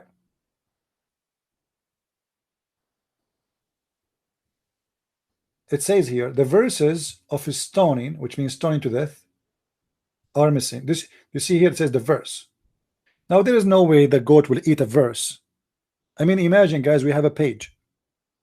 The goat ate the verse. You know what I mean? Do you know what I mean? The verse is a small, tiny words. I mean, few words. The goat ate only the verse. Only this verse. So the goat ate whatever in her way, and now they are remembering the most important things. The goat ate. It is the verse of stoning. So we do not know what else is gone with it. Like the goat, there's no way she will eat only this verse and she will skip the other verse. It's not something you can lick like a yogurt in a page. The whole page is gone. So whatever in that page, at least let us say for God's sake, I mean for the sake of argument, one page. The page have in the front, the page have in the back. And there is no way two pages just a one verse. Then it says here, and the breastfeeding for adult 10 times was revealed. So those verses are gone too, which I wish they are there, because this is a verse where Allah, he ordered the Muslim women to give her beautiful boobs. MashaAllah, alhamdulillah. I wish I can do that every day. You know, actually I was thinking to open a drive-through breastfeeding in Las Vegas. Man, oh man, the Arab Muslim tourists, they will come from around the world to visit this store. Drive through breast adult feeding. You open your window. We have small windows where women, they put their boobs coming out, and you suckle, and you pay. I mean, we accept a credit card, we accept anything. This is a religion. You see, we go back to the ethic of Islam. What kind of ethical God he teach women she can give her boobs? You know, Muslim women, you cannot shake hands with them, brother, but we can shake their boobs and we can suck their nipples. And now this idiot goat, I hate her very much. She could not eat different verse. She ate my favorite verse on the Quran. I mean, look how lucky I am. You get all the Quran. All the Quran. What about eating the chapter about the ant? Huh? What about eating a chapter about vegetables? Why you choose this one? I mean, it's not even fair. I'm angry now. You don't want to see Christian Prince when he's angry.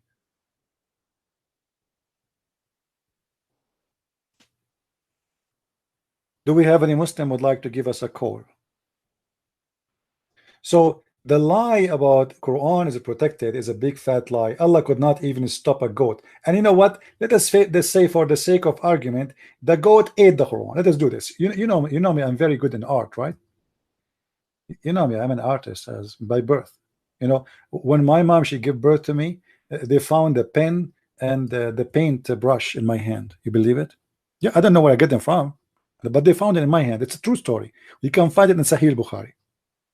So if we go and we say that there was a goat, this is a goat.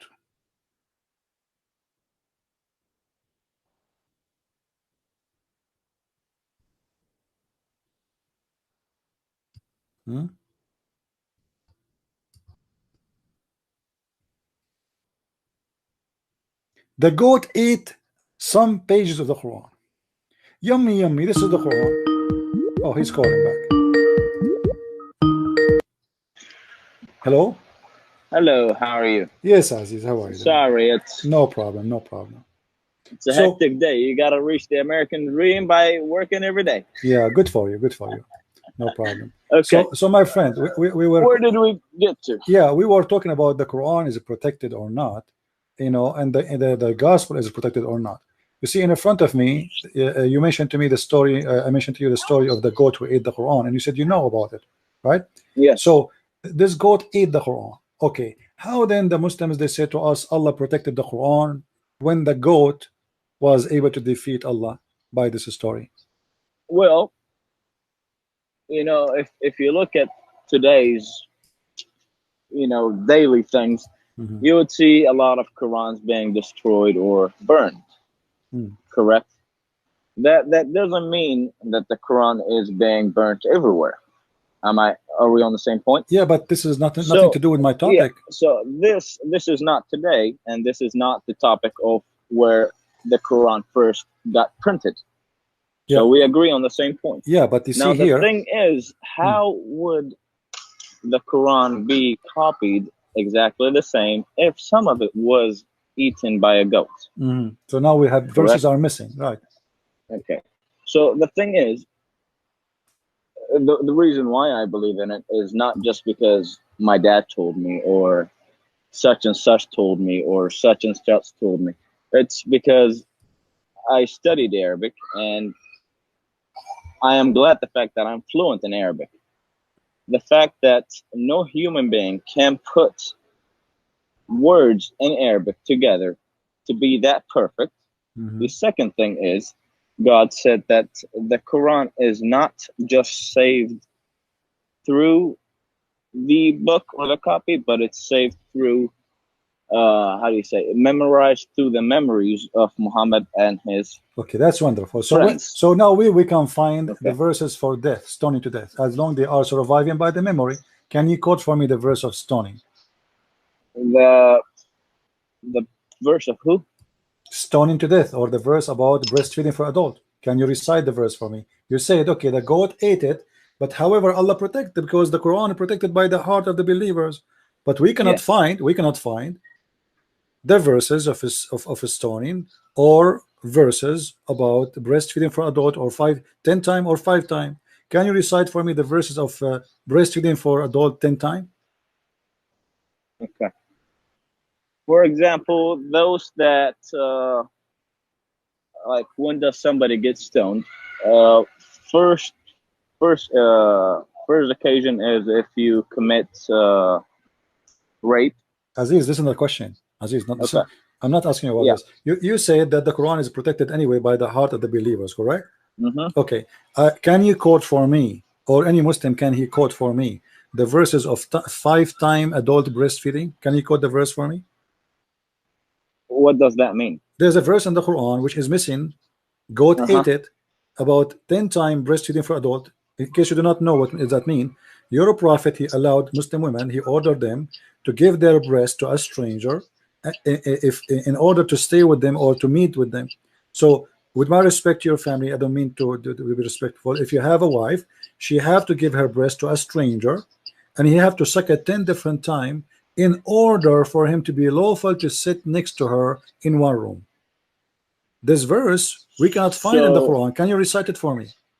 So if I want to sit with a woman, yes, you have, I should suck her breast 10 times? Yes, you have to suck it 10 times, and this was a verse in the Quran.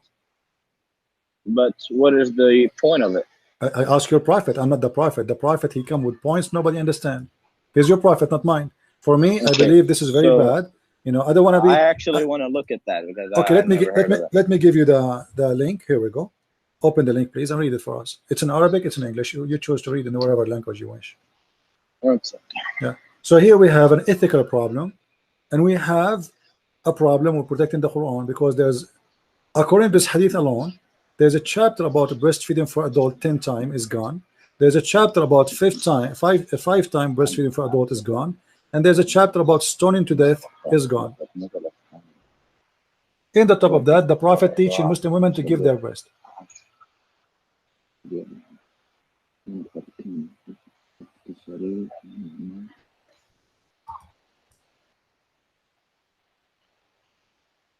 Okay. So what do you think, Aziz? 1 second.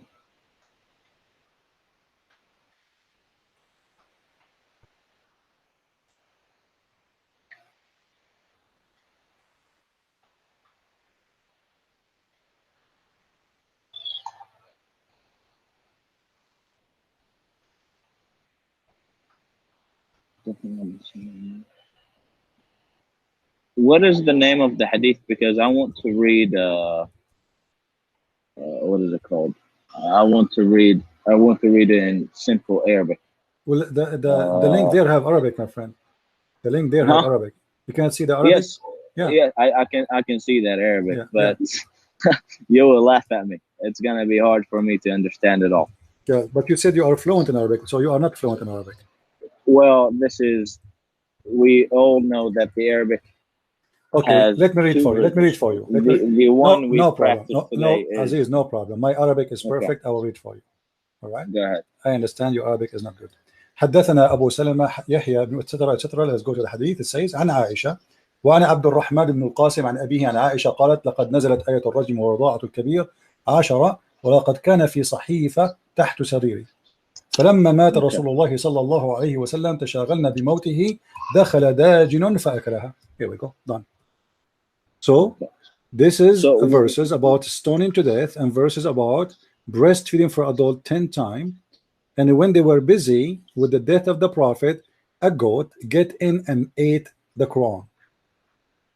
And here you will see it says إرضاع الكبير عشر, which means an order for the Muslim woman to give her breast to an adult, a man, and he have to suck her breast 10 times until he is satisfied, and that will make him allowed to sit with that woman. Actually, there's different hadith says that Aisha, before she allowed a man to enter upon her, she ordered her sister to give him her breast 10 times in order for him to go and be in the room alone with Aisha. Yeah, I've never heard of that. Actually, there's a fatwa. I'm surprised, Aziz. There's a big fatwa in Egypt from the head of the Islamic Center of the Hadith, the Dean of Al-Azhar University. I'm sure you heard about Al-Azhar. He made a fatwa that any woman she want to mix with men, she have to give them her breast. And there's actually, yeah. You might let's laugh a little bit. Fatwas, there is a lot of fatwas these days. But this is your prophet fatwa. There's something that I laugh about in my religion, which is anybody making a fatwa. My friend, this is not anybody. This is the head of the Islamic Center, the dean of the Al-Azhar University, making the fatwa. And when the people ask him, how you say that? He said, this is not my fatwa. This is the fatwa of the prophet. The fatwa is what? It's an order from God by your prophet. What does it say? Well, as you see, this is a verse from the Quran. It says that a Muslim woman, she have to give herself, her boobs, to a strange man. He have to suck her nipples 10 times until he's satisfied. Not in the same day. He have to do it in 10 different days, and each time he have to do it until he cannot do it no more. He stop. That's it. He's satisfied. So in this, I don't know. You can search it on YouTube. I wish I can play it for you, but they have copyright over it. You know, in the interview with the dean of the Azhar University, the host, the woman, she asked him, well, are you saying if I go in the bus, I have to give my breast to everybody in the bus? He said, yes. And she said, do you know how many men here work with me in the studio? Are you saying to me I have to make them all suck my breast 10 times until they are satisfied in 10 different days? He said, yes. He said, how that can be? He said, ask the prophet. That is because this is the order of the prophet. There's a story, in case you are not aware. There's a woman, her name is Sahla bint Suhail. Sahla, she is the one who came to the prophet, and she said to him that she have a growing man, a slave, who is entering upon her, and her husband is not happy with the way he look at her, or the way that they say he's in the house. So the prophet, he said, give him your boobs, let him suck it 10 times. The woman, she said, how I can make him suck my breast if he is a growing man? The prophet said, well, I know he is a growing man, let him suck your breast. So the story, you know, the story about this is coming from your prophet, and you know, how you can explain it? No, explain it to me. Well, yeah, I'm right now reading about it actually. Okay. There are many things.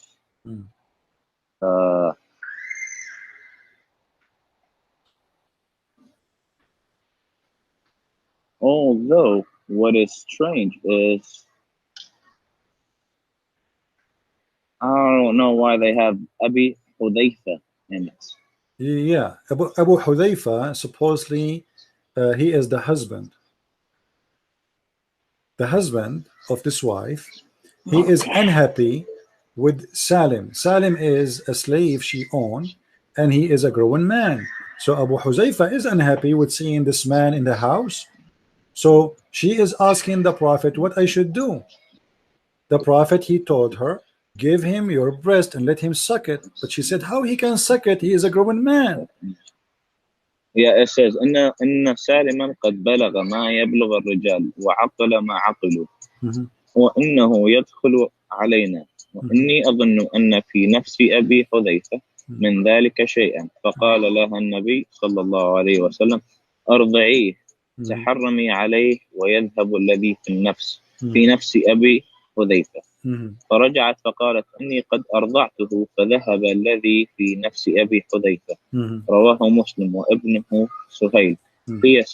هي سهلة بنت سهيل بن عمرو القرشي العامري امرأة أبي حذيفة. So this is the same one we're talking about, correct? Right. So what do you think?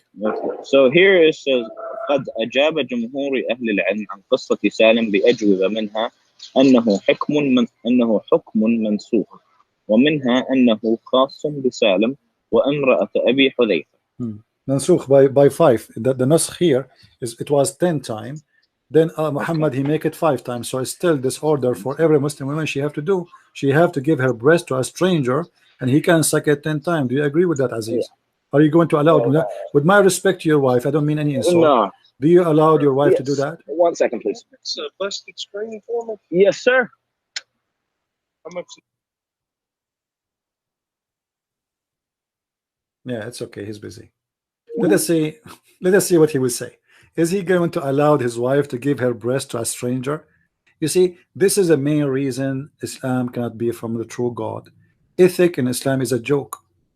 What kind of a prophet he advised a woman to give her boobs to a growing man to suck it, and that supposedly will stop the anger of the husband? Who of you Muslims would like to invite me to his house and he said watching me sucking the boobs of his wife, and that supposedly will cool you down? If you do that, you must be a perverted man. And what about the man who is sucking the boobs of your wife? What do you think will happen to him? And what do you think will happen to your wife? A man he is licking and sucking her nipples. What kind of solution this solution is? We are fixing the problem that the man is looking at the women in the dirty way by giving the man the opportunity to suck my wife boobs.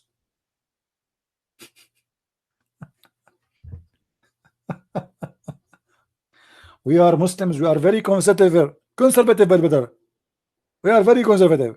What conservative? Yes, our wife, she wear burqa. Burqa, but she have to she have to give her boobs to a stranger, and he can suck it 10 times. Thank God I'm not married, I'm not a Muslim, otherwise I will have a long line of men in front of my door if she is beautiful. Every homeless in the world, if you live in San Francisco, you will find a lot of homeless. You know, every homeless in the city will come and get a free sucking.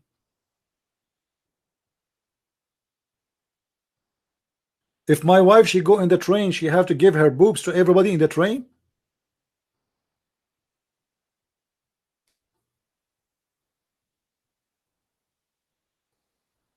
I mean, Islam is very logical and it makes sense, and it's very decent religion. Very much. Yes, Aziz. I got another customer. No problem. Go ahead. So what do you think? If you know, if I was asking you with my respect about your wife, are you going to follow the Prophet and do this? You will let your wife give her breast to someone? Of course not. Okay, so why the Prophet? What kind of a prophet? He claimed that his God ordered him to do that, because as you see, this is a verse in the Quran. Yeah. See, that's the thing is, I've never heard of it. So this is supposed to be a verse in the Quran. As I showed you, if you remember the hadith before, I showed you when we were talking about the protection of the Quran, that the goat ate, and this is why you asked me about this adult feeding thing. And this is why I mentioned to you the other story. So this is a verse in the Quran. Read with me carefully. It says, لقد نزلت آية الرجم ورضاعة الكبير عشرة ولقد كان في صحيفة تحت سريري. So those are chapters in the Quran. This is not only a hadith. Allah, he made supposedly a chapter about it in the Quran, at least verses, and this verse is abrogated by another verse which it says instead of the women doing that 10 times, she can do it 5 times. What ayah is that? We cannot find it in the Quran. This is what we are talking about. Oh, the goat. Okay. So basically, this is something that is missing. This is missing by Mrs. Goat. The goat ate it. Okay. You know. Okay. So this is missing because the goat ate it. Right. But as you see, the Muslims agree upon it, and until now, people they are doing fatwa because this is in the hadith. It's a real story. Your Prophet he mentioned, and he talked about, and even he support his opinion by a verse coming from his God that a Muslim woman, she can give her boobs to a stranger, he suck it. So even if you watch the TV show, the Egyptian TV show, the woman, she asked him, she said, I have like a 500 men work in this studio. Should I give my breast to all of them and suck it? He said, yes. And when people, they start like cursing this guy and humiliating him, he told them, you are all of you a bunch of ignorant. This is not my words. This is the prophet saying that. And he showed them the story. Okay, I'm just gonna, if you don't mind, I'm just gonna keep reading this. No problem. So as you see, Aziz, because I don't want to offend you. Anything on the TV, I don't believe, and that is due to something that happened to me when I was a little child. I don't believe in TV. I agree with you. Something happened, and Aziz, I saw it in my eyes, and then I saw it on the TV, and it was a lie. So okay, go ahead. I'm not asking you to go by the TV. I just mentioned this guy, the dean of the Azhar University. This is not a guy who own a Pepsi Cola store. This is a professional, religious man, respected, hired by the government, approved by government, to present the country in the case of religion. So this is the highest authority of Islam. This is not you and anyone. This is a person who spent his life. He's a scholar, and he have many books, and he made a fatwa, and the fatwa is not from him. He is just quoting what your prophet said. This is a hadith narrated by Aisha. Is Aisha a woman coming from the TV? No.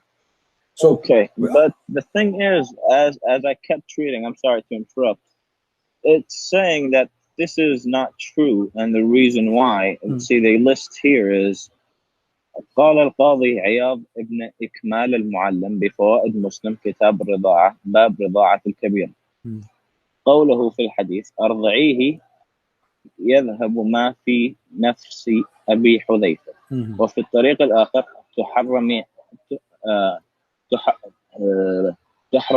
تحرمي عليه قد حملها أزواج النبي صلى الله عليه وسلم على الخصوص كما تقدم دليل الكتاب بقوله, and this is an ayah, this is from the Quran, حولين كاملين لمن أراد أن يتم الرضاعة. So basically 2 years of breastfeeding to the little child.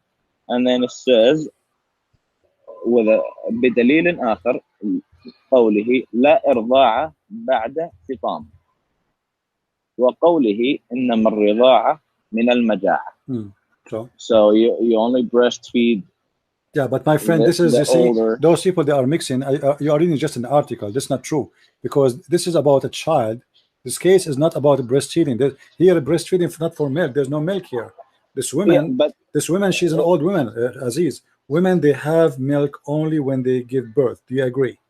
Yes. Okay. So the woman here is an old woman. She is not a young woman. She don't have a baby. She's not giving birth. So how is going to suck her breast and there's no milk anyway? Well, like I said, see, I don't agree with that. And here is they're agreeing that which you told me is incorrect, because God said لا رضاعة بعد الفطام. No رضاعة بعد الفطام for children. This is have nothing to do with children. Those are adult. This is the verse of adult breastfeeding, not for children. That different topic. You see, when the Muslims make articles, it's very funny. Nobody is using his logic, and you are a person who likes logic, right? So the topic they are talking about is nothing to do with our topic. Here is not about breastfeeding for milk. Here is about a man sucking the nipples of a woman. She don't have milk. You see, Aisha, she never had babies, correct? Yeah. Okay. Can I suckle from Aisha? I mean, what the point? She have no milk anyway. And Aisha, because she is the wife of the Prophet and nobody should do that with her, she was ordering her sister to do that. But her sister, she don't have babies. So what they are sucking just her boobs. So what these children have to do, you see, when they make an article, it's very funny. They defend in a very funny way. They don't have the intelligence of conversation, because that is a topic and this is a topic. This is about a woman. She have a problem, and there's a man. He's a growing man, and now he is in her house, and she is not giving birth. She don't have milk.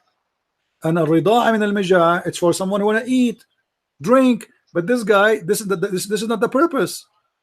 And when they say it's not true, well, this is a verse in the Quran. What is not true? That is, well, what you're saying is logic. Yeah, so they are mixing things up. You see. Okay, so here, I'm sorry, I pulled up another one, which sounds convenient to me. So let's just read it and see if we agree on it. Okay. Basically, it says, هل يجوز إرضاع الكبير غير المحرم, which is it okay to breastfeed somebody that is an adult who is not a family?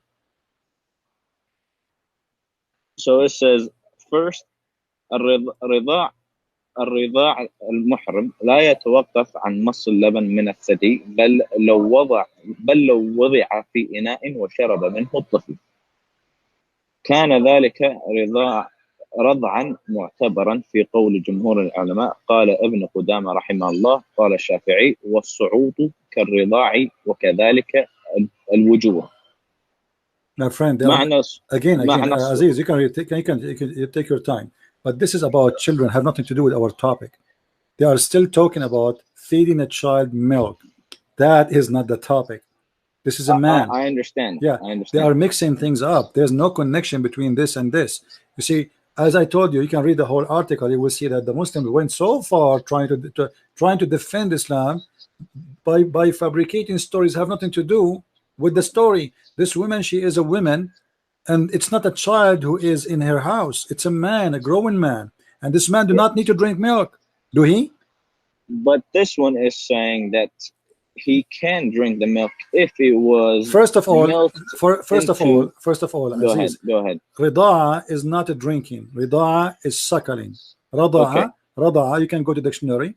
من رضع I understand. رضع على الشيء رضع على الشيء, which means he hold it between his lips and he hold with it and he suck it. So rida'a cannot be by drinking from a cup of water. So but if you drink from a water from a milk of a woman and you are a child, according to Islam, this is considered equal to rida'a. But this is not the scenario we are talking about. The Prophet, he did not say to the women, give him some milk in a cup and let him drink it. He said to her, suckle him. And suckling is about you putting your lips around the nipple of a woman and suckling. And this woman, she don't have milk anyway. So this is have nothing to do with all the article written in front of you. Okay, but it says if it was milked into a dish. But my friend, this woman, she don't have milk anyway. And what that will do anyway? I mean, are we talking about a cow? No. This is a woman. She don't have a children. This is a woman. She is a growing. She don't have a baby. She don't have an infant to feed him milk. Women don't have always milk, and she is a growing old woman. So how she is going to feed? Don't you see that this woman, she was surprised? She said to him, "How I'm going to suckle him and he's a growing man." She didn't say how I'm going to feed him some milk. How I'm going to suckle him, but yet he is a growing man. So still we are talking about suckling. We are not talking about drinking milk, and the women, she have no milk anyway. But because the Muslims trying to avoid this, and what we will do with the verses in the Quran, this is a verse. The Quran says breastfeeding for adult. What they are talking about is breastfeeding for a child. This is have nothing to do with our topic. In front of you, in the hadith, Aziz, does it say Rida'atul Kabir ya Ashr? Does it say that? Yeah. Okay, it's Rida'atul Kabir. So why they are talking about Rida'atul Saghir? They have nothing to do with each other. Yeah. And here it also says لا يثبت التحريم برضاعة الكبير. See, here we go. قول جمهور الفقهاء. Thank you very much. الرضاع المعتبر ما كان في الحولين. Thank you. So now it's still basically, and that will make it more problem. Now we have bigger problem. Do you know what the problem now? What is the problem? They just admitted that if a man suckle a woman breast, that will not make him forbidden from her to have sex with her or to marry her, correct? No, this is okay. Saying, so what the point? So what the point then? No, this is saying there is no prohibition from breastfeeding an adult. Right. So a man, if he suckle a woman breast, still he can have sex with her. So what the point? It's the thing is saying there's nothing that prohibits. Yes, there's nothing forbidden, which means okay. No. So, Aziz, let me explain to you. I don't know if you understand Arabic very well. What they are saying to you in Arabic there, that if a man he suckle from a woman, still he can marry her. But if a child he suckle from a woman, he cannot marry her. He cannot marry her daughter or if she is a girl, she cannot marry her son, or which means she became like a family. So this is, I know where you're coming from. Yeah. So for example, I actually have this situation. See, right now I am a brother of another guy who's not from my mother. How you're gonna ask me? Well, how is he your brother if he's not I know from your mother? what you are talking about. He is, because I was breastfed by his mom. Yeah, but do you think really by somebody drinking the milk of somebody he became a brother really? Well, yes. Why? Why? Because scientifically, the milk of a mother basically plants the love of that mother into you. So if we drink, me and you, from the same cow, we became brothers? Well, no, not a cow. See, there's a difference between the cow. Why? Because God made the woman milk different than the cow. The woman milk is something that God provided. I can show you a Muslim guy calling the scholar live in TV. He was asking that he have a fiancé, and they are married already, actually, get picked up, so they are married already, but they did not do intercourse yet, and they made a mistake and ate from the same ice cream, and now he feared that he cannot marry her. What do you think?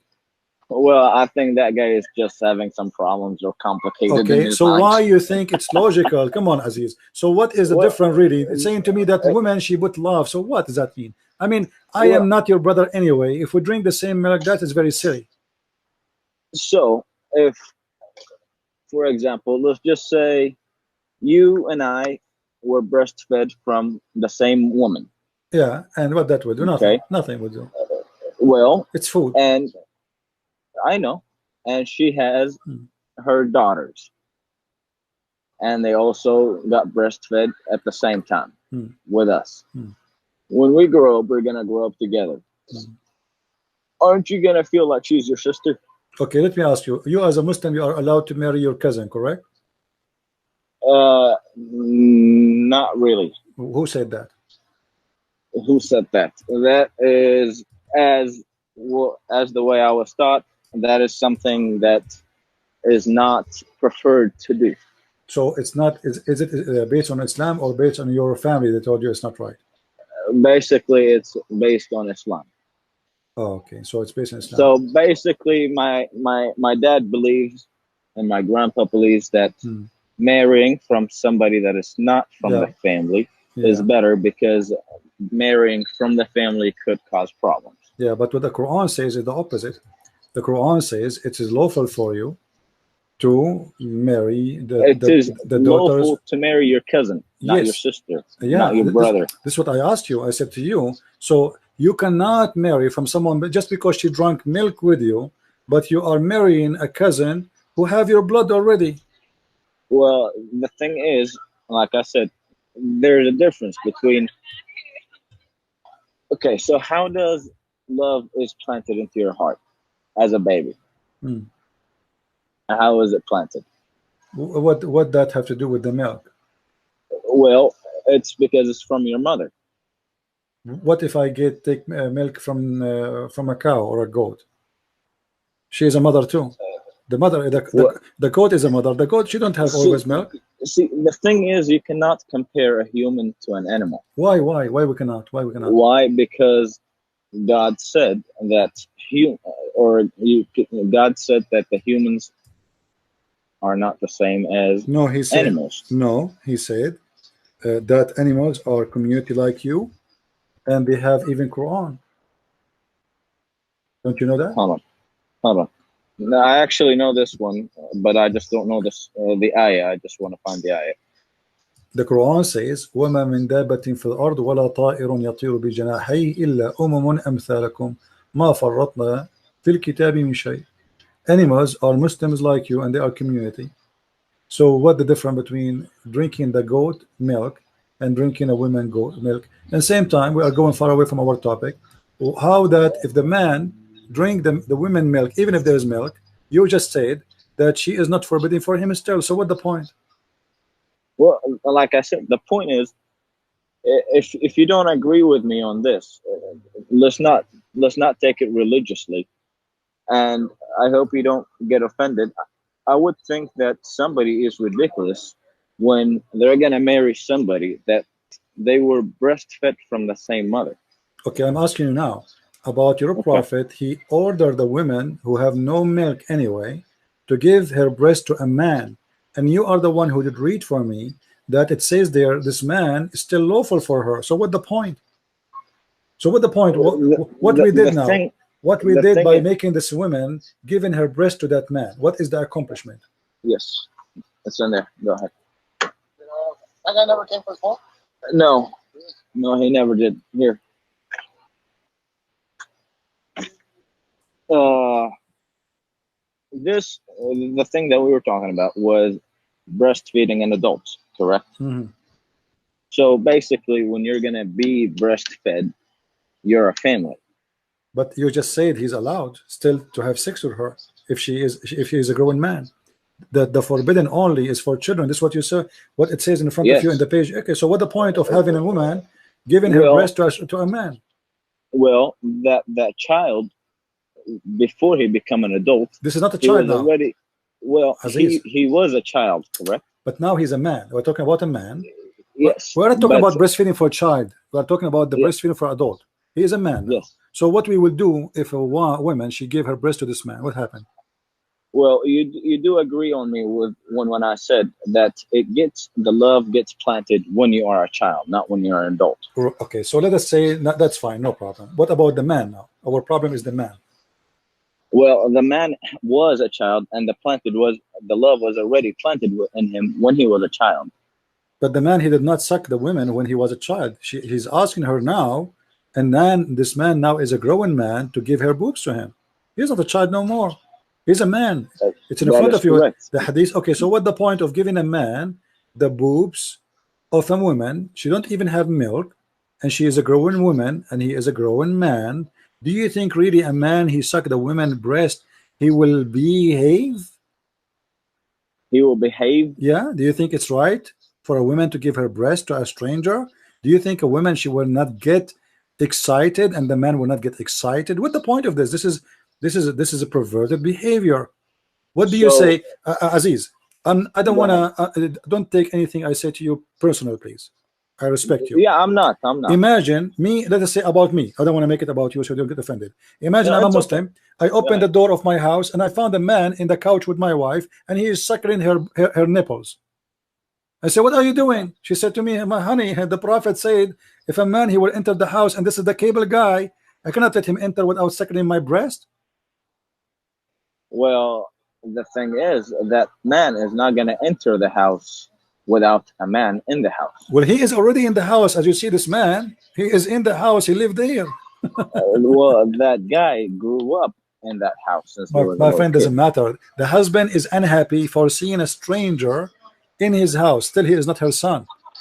If you have a slave, doesn't mean he's not a man. He is her slave. He is not her son. He is not her brother. He is just a stranger. So, he'll be back. Sorry. Yeah, he is just a stranger anyway. So what the point? What Muhammad accomplished by making this man, or this is an order for all Muslim women, and this is a verse in the Quran too, that she have to do it 10 times. What is the point if he still can have sex with her? You are the one who said to me, still just apple. No apple. Oh, okay. I'm sorry, sir. It's okay, Aziz. It's okay, Aziz. This guy is busy. Anyway, guys, he's a nice guy, but obviously he's trying to defend this madness. But you cannot defend that.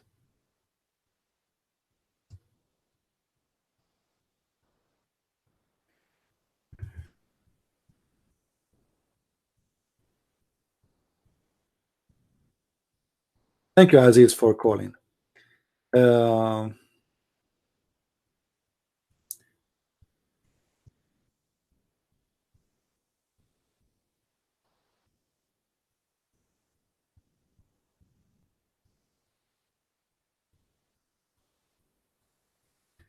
Anyway, guys, so today we cover something very important about Islam, but we don't really cover everything. The most important thing about Islam, that this religion have no ethic. No ethic. And it's stupid. What kind of a prophet he order me or order my wife to give her boobs to a stranger? And what kind of a religion practice such a practice?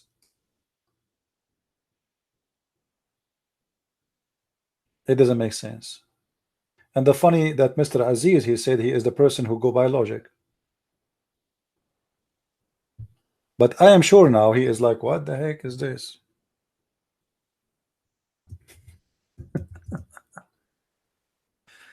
I mean, what the heck of this is a religion? The ethic of Islam is bad in any way, any place you go. What about the Prophet ordering the man that he can beat his wife? Since when beating women will fix relationship? Since when beating women will make a family better? Since when man he should beat his wife because he's a man? Where is the ethic?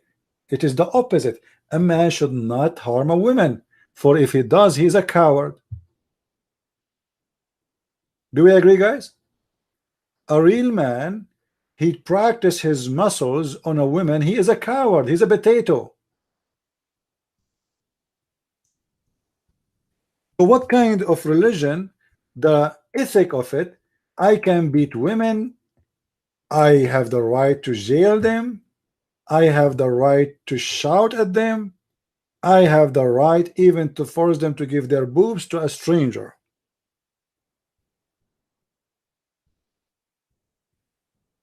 This is God and this is a religion.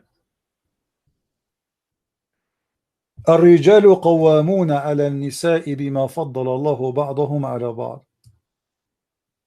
Allah, he favor men upon women. Why? Why? Because they spend their money on them. What the heck? Men are the protectors and maintainers of women because Allah has given one more other strength. What does that mean? If you have more strength, he is the protector and the maintainer. What if the woman she have more strength? If the strength is the reason, there's many men, they can't even fight a woman. And I'm very serious about that. There's women, they can beat 3 men in the same time. Who told you that all men are stronger than women?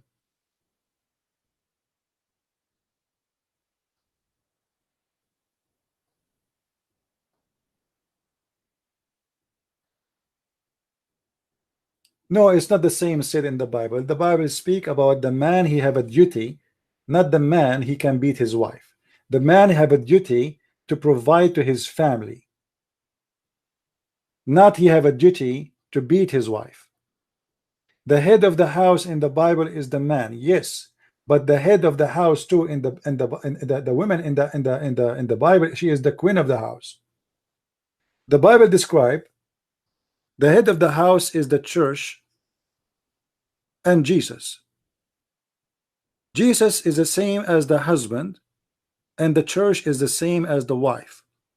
So the same as Jesus, he gave himself to the church, the man should give himself to the wife, which means absolute love and giving with no return. You don't wait for return. You don't beat the church. Jesus did not beat the church. He did not humiliate the church. He gave himself for the church. Yeah, when you read it from Timothy, you read exactly a verse. In order to understand the Bible, my friend, you read the whole chapter and you will see that you are wrong. We just said that in the Bible it teaches that the man is the head of the house, and the head of the house is the same as Jesus, who gave himself to the church, which means the Bible made the women equal to the church. And there's no Christian, he will humiliate the church. A Christian, he should defend, protect, provide, and give himself the same as Jesus, he gave himself to the church. This is what the Bible teach. What people do, they take a verse and they cut it out. And they say, okay, the Bible says that.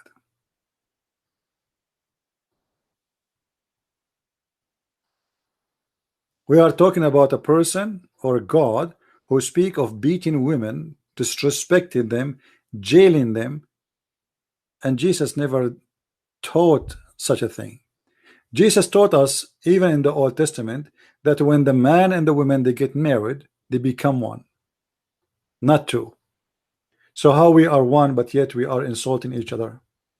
How we are one, but we are not respecting each other?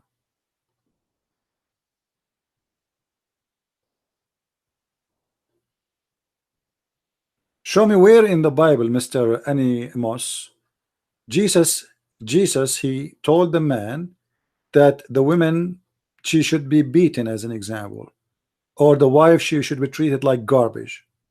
Can you show me that? The Bible teaches that the man is the head of the house, yes, but the head of the house is the same as Jesus, the head of the church. This is what the Bible says. So you don't take a phrase and you say this is what the Bible teaching. You teach, you give me the teaching of the Bible, not a teaching of two words.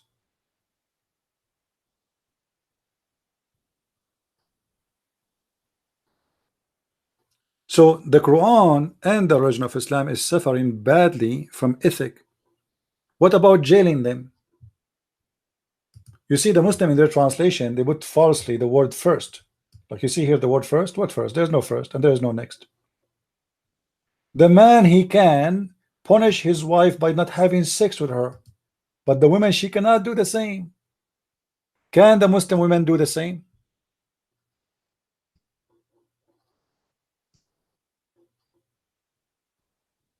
Can the Muslim man do the same? Or the Muslim women, sorry? No, he cannot.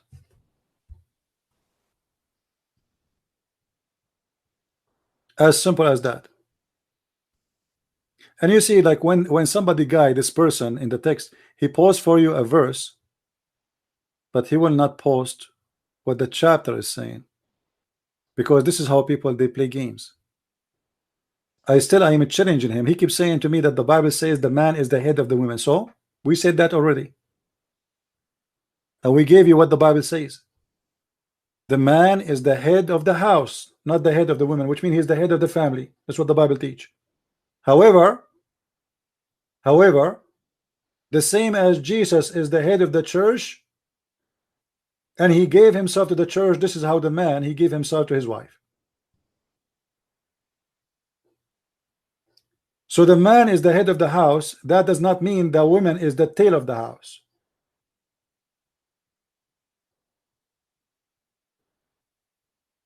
The man is a head for something he will sacrifice himself for, not destroy.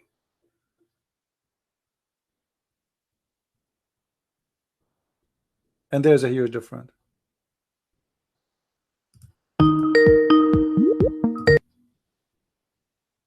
Hello? Hello, sir. Hey, How are my you? friend, how are you doing? You okay? Well, fine. You're fine, yeah. That's good. That's good to hear. It was a nice chat with the other fella that you were speaking earlier. Yeah. The one who was working. I think, at least I think he was trying to be honest, unlike some people. The question I wanted to ask,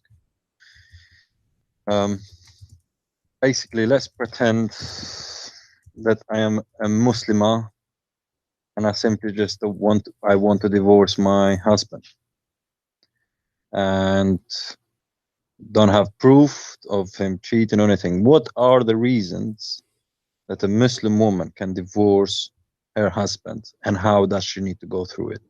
Because we know with a Muslim guy, with a man, he can say, is it triple talaq or whatever it's called? Yeah, the woman in Islam, she can ask for divorce, but it's up still to her husband to do so or not. And in the same time, this is called al-khula, which means she is the one who is trying to get out. And based on al-khula, she deserves no dowry and deserves no money from the husband. So she will lose everything. She can ask for divorce, And if he agree, I presume the children as well. If he agrees, she will lose everything. She cannot take with her anything, even her clothes, which he gave her. She have to leave it at home. Anything he gave her before, she have to leave, for she is the one is leaving. However, if the man decide to do so, which mean not based on her request, then he have to pay her what he promised in the contract of nukah, which is the contract of sex. So because he is the employer and he is the one who finished the contract, and now it's time for her to get her, let us say, wages. Okay, but if she decide to leave, she have no right for wages.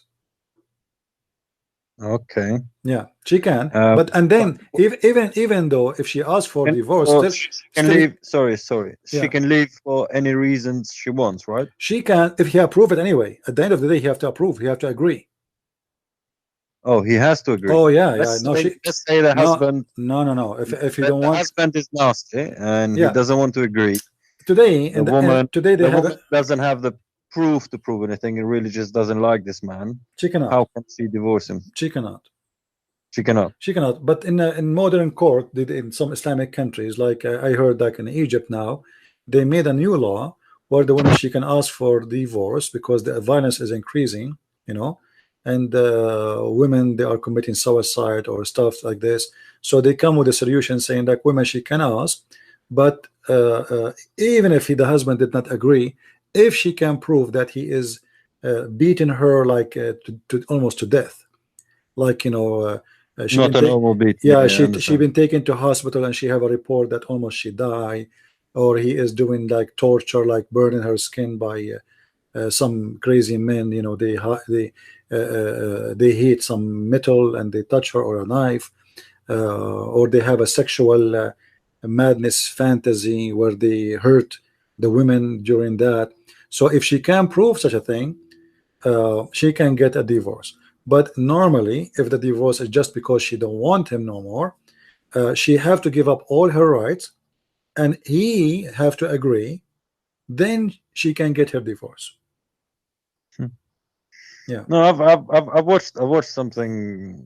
It was like on the TV. They were trying to show the woman went and asked for divorce, and then the Sharia court basically said, try it and see. Let's try it again. See if things, and then come back to us and so forth. So it was more of try and see first and come back. So I was thinking, what are actually the rights of a divorce for a woman? Because I mean, one of the arguments that Muslims try and use is that we as a Christians, we shouldn't divorce. And then they say, oh, what if the woman wants a divorce? The husband is abusive and all of this, we in Islam, we let the woman divorce and so forth, so I wanted to. A woman, she cannot, you see, in Islam, there's no marriage. In Christianity, marriage is real. In Islam, there's a sex contract. And this sex contract can be finished even by text message. You can go right now and search. You will find that it's allowed in many Islamic countries because of the phone. It was in there's a national. It was in a national radio. Right. There is Majid Nawaz. You know him. I think you made the video about him. Right. Yeah. Basically, when he talks usually about Islam, and he tends to be like the liberal and so forth. I think he's left Islam, to be honest. But he uses Islam to make a name for himself because he ends up having a place in the radio station. So people cannot say you're being Islamophobic because he says, well, I'm a Muslim. So he was talking about the triple talat. Is it talat? Yes, talat. Yeah. Yeah. He was talking about the triple talat, how it's happening, and so many women were calling in. This is in UK, so many women were calling, and this woman was saying, basically, the husband divorced her, but then they wanted to get back together, so she had to go and have sex with another man in a hotel in order to get back to him, to make the marriage. This wasn't on live on the radio. I actually couldn't believe I was hearing that. Yeah, this is in the Quran anyway. This is in UK. This is in UK live on radio show. Not one woman. There were so many women that were calling saying this is a big, big problem because then these people cannot get back together. and they really regret what has happened. You know, they want to go back and they couldn't get back. That sort of thing. You know, so yeah, I believe everything you're saying, because I mean, these people were phoning in. Even we're talking in Western world. We're not talking in, I don't know, in. Well, this is what the Quran says. The Quran says if a man divorces his wife 3 times, she cannot get back to him until she a new guy, and then that guy he divorce her, and then she can go back to her husband. Well, it's it says, yeah. It doesn't say just F. I think it says taste the juice. You know. Yes, you know, Yeah, the hadith says taste her juice and she tastes his juice, but the Quran used the word tankah, which means to if. So if a woman does it? Yeah, the Quran used the word tankah. Tankah. Tankah. The F word. Yeah, the F word. The hadith says, the prophet, he said that if a woman she got divorced 3 times, she can't get back unless she tastes his juice and he tastes her juice. So the Quran really uses that word. What do Muslims admit to that word, or do they say it has a different meaning? If you remember, we have a guy who called us. His name is Nightmare, and he gave us. I cannot forget him. Yeah, he gave us a website, and we went there and we found that taste asilatahu, the word asila is the orgasm. He tried to deny first. He said this is not about his juice, and he said his sweetness. So we went to the dictionary and we looked for the word asila, and we found that it says that asila, it means until he tastes her orgasm and she tastes his orgasm. Yeah. So it is for the man to accept the divorce, and if the man doesn't accept the divorce, then basically, you know, let me tell you what some men do. Because the woman, she is allowed to ask for divorce, but then she will lose all her money. So what some men do, like let's say he want to get rid of this woman, what he would do, he will be so harsh on her, beat her every day, humiliate her, and then he says, if you want, he keeps saying to her, well, if you want, ask for divorce, because he want her to ask, so she would go out with nothing. You know what I mean? Because if she asks, and if she goes, because you know, even in UK we do have Sharia courts. You know, not necessarily massive courts. Is, you know, one of these small places where the Muslims go and do their own private dealings. You know. Yeah. So there are Sharia courts in UK. So what happens is that they go and do these divorces between themselves. Right. And a lot of them fall into that because they'll say, look, if you're gonna go to a main court, you're gonna get shamed by the community, because of, you know, sometimes they live in a group of, say, a Muslim area, more or less. You know, they always live sort of in groups. So there will be a big community for that person there if she goes through another court and tries to do it a dodgy way, you know. So they're under pressure to go through that court. Yeah. Well, anyway, I mean, but I mean, whatever they do there, we are talking about Islam in general. It doesn't matter which country. If a man, he want to get rid of the woman, all what he need to do to make her go without anything he promised her even to pay, even the gift he gave her, he just humiliate her, and then he give her the choice. If you want, just ask for divorce. He will not divorce her himself, because then if he divorce her without her request, he have to pay her. So this is, even the solution is not for the benefit of the woman, it's for the benefit of the man, because it's still why okay, if she asks for a divorce, she have to lose everything. Why? You know, so this is not was not done for the sake of the woman, it was done for the sake of the man. It is a solution for him to give her nothing. So she did marry him, she did live with him for many years. Let us say a woman, she marry a man for 20-30 years, and now he start beating the hell of her because he want to make her ask for divorce, so he will pay her nothing, and the money he will save from her, he can go and get a brand new girl who is maybe 12 years old, or even 9, or even 6. You know, so this is not a solution for the woman, that the woman, she can ask for divorce, because it is not an equal right anyway. She don't get. So it is completely like an employment contract. You know, you have redundancies, right, where you have to pay the employer for the service that they've done. If you quit, so let's say, I don't know what you call it in US, but in UK we call it redundancies. So if you work, say, for a company for 10 years and they no longer need you because they haven't got that role anymore. Yeah. You know, you're the driver now. They don't need any driver anymore because they're no longer doing deliveries. So they don't have any other role. What they do is they make you redundant. That's what we call it in UK, which means then they pay you for a couple of years that you've done the service. Right. You know, I think you don't just get sacked. Yeah, they pay Whereas you, if you want to leave, you don't get any bonuses. Right. You just don't get paid. Right. This is exactly what it is. So if they are the ones kicking you, they give you, like some countries, they give you 1 month salary for every year.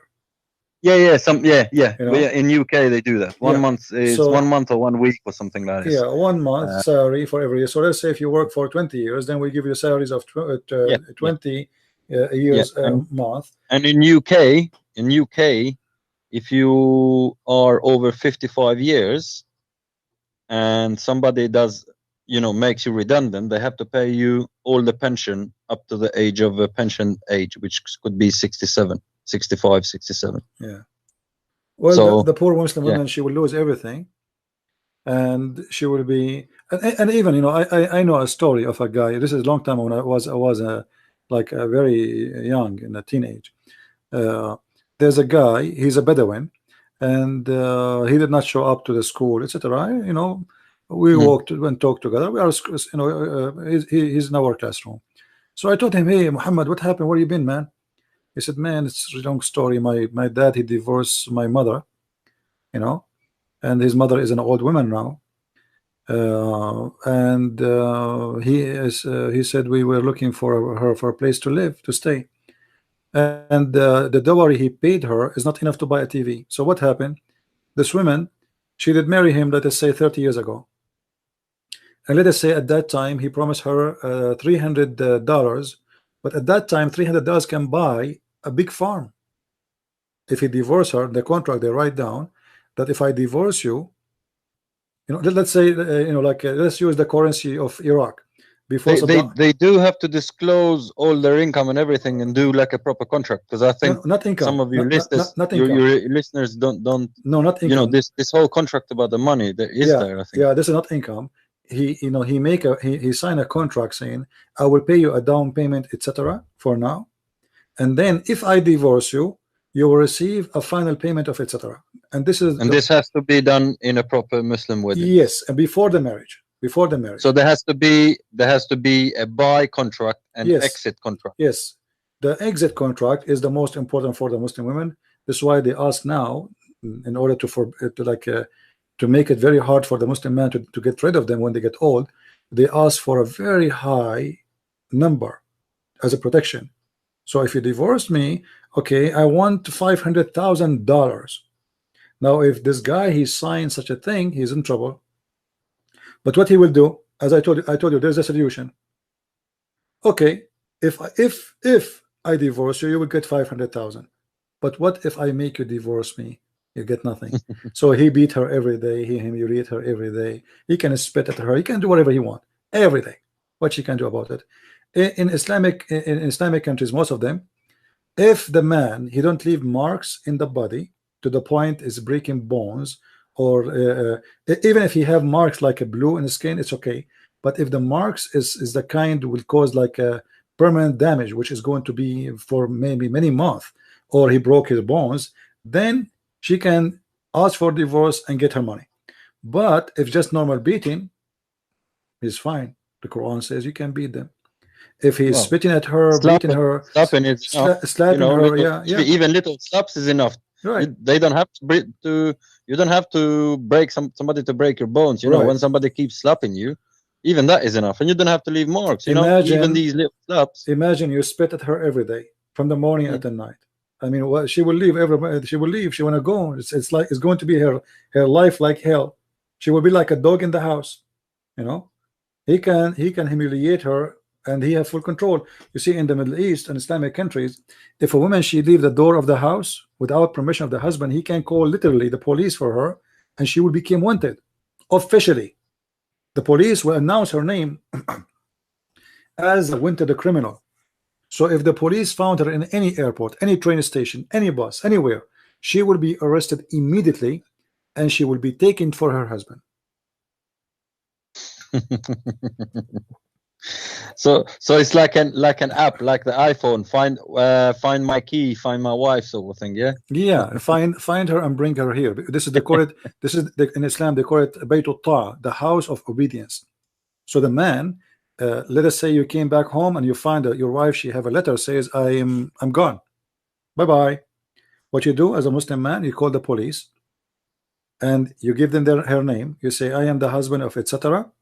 and this my wife, she ran away. The police legally they will announce her name as a wanted woman for all over the country. And even if she found in other country, like let's say a woman, she ran away to Pakistan, but the guy is from Saudi Arabia, he can chase her. The Saudi government, they will call the Pakistani government if they receive information that the woman is there, and the Pakistani government, they will arrest the woman because they share the same law. And then they will ship her as a criminal to the Saudi, and then the Saudi will deliver her back to her husband, and her husband, he have the right upon her arrival to teach her how to behave, which means he beat her. Yeah, and she will be humiliated by the society, like, you know, she will be treated like a whore. You know, she's a woman who run away. You know. Yeah. I mean, it's very sad for, you know, as much as you laugh at these crazy laws, it's very sad to what really happens to some of these women and what they have to go through and what they face, you know. Yeah. When you see a woman who's covered and all of this, a lot of them don't want to be that way and they're just being forced. Well, you know, there may be some who think yes, they do it because they feel close to Allah and all this, but a lot of them, they do have a lot of problems. So it's a very sad thing. I used to have a landline in my place in USA, but my landline was dead.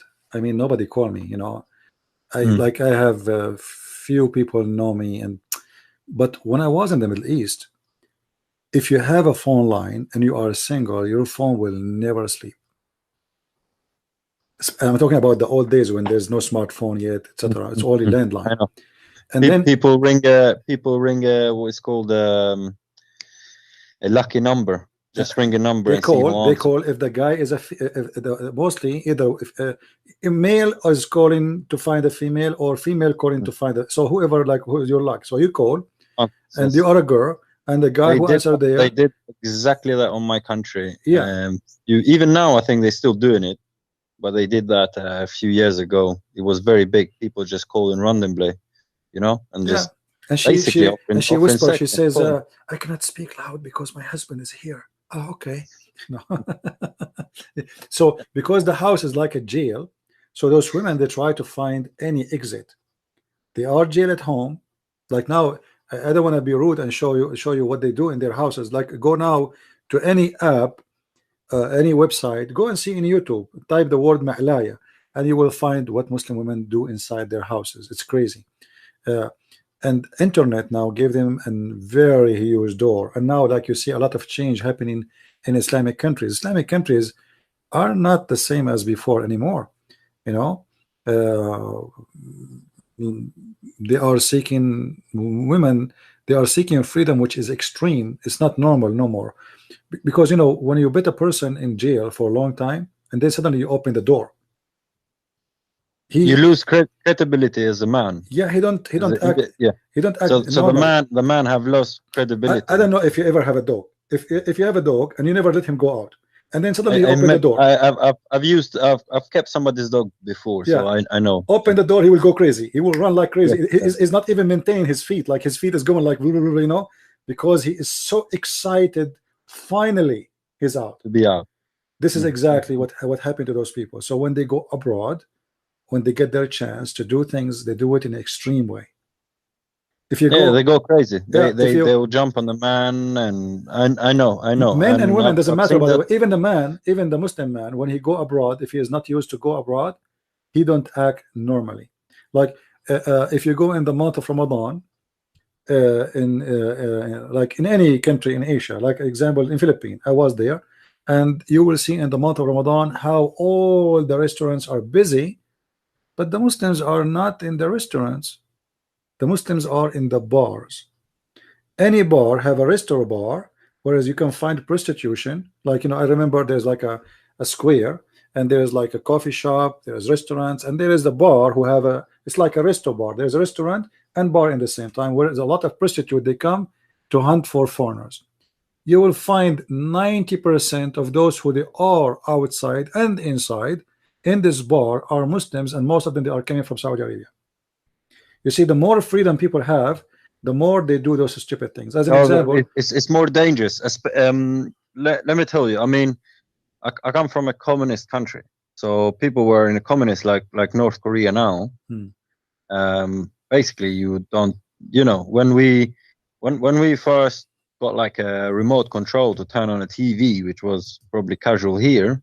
Yeah, people didn't believe it. People used to say, "What? It was a big deal. You can't turn. How can you turn on a TV from sitting down? That sort of thing." But then, because of that, as soon as the freedom opened, it sort of contaminated people. The people went crazy. People started doing all sorts of things, because they haven't been taught from a young age to do that. They haven't been taught in a certain way. Finally, they have a freedom. Yeah. So it's like you go crazy, do drugs, do drinking, do all of this, whereas somebody else has been raised to know the difference between wrong and right, even though he has the opportunity to do it all his life, but he doesn't do it.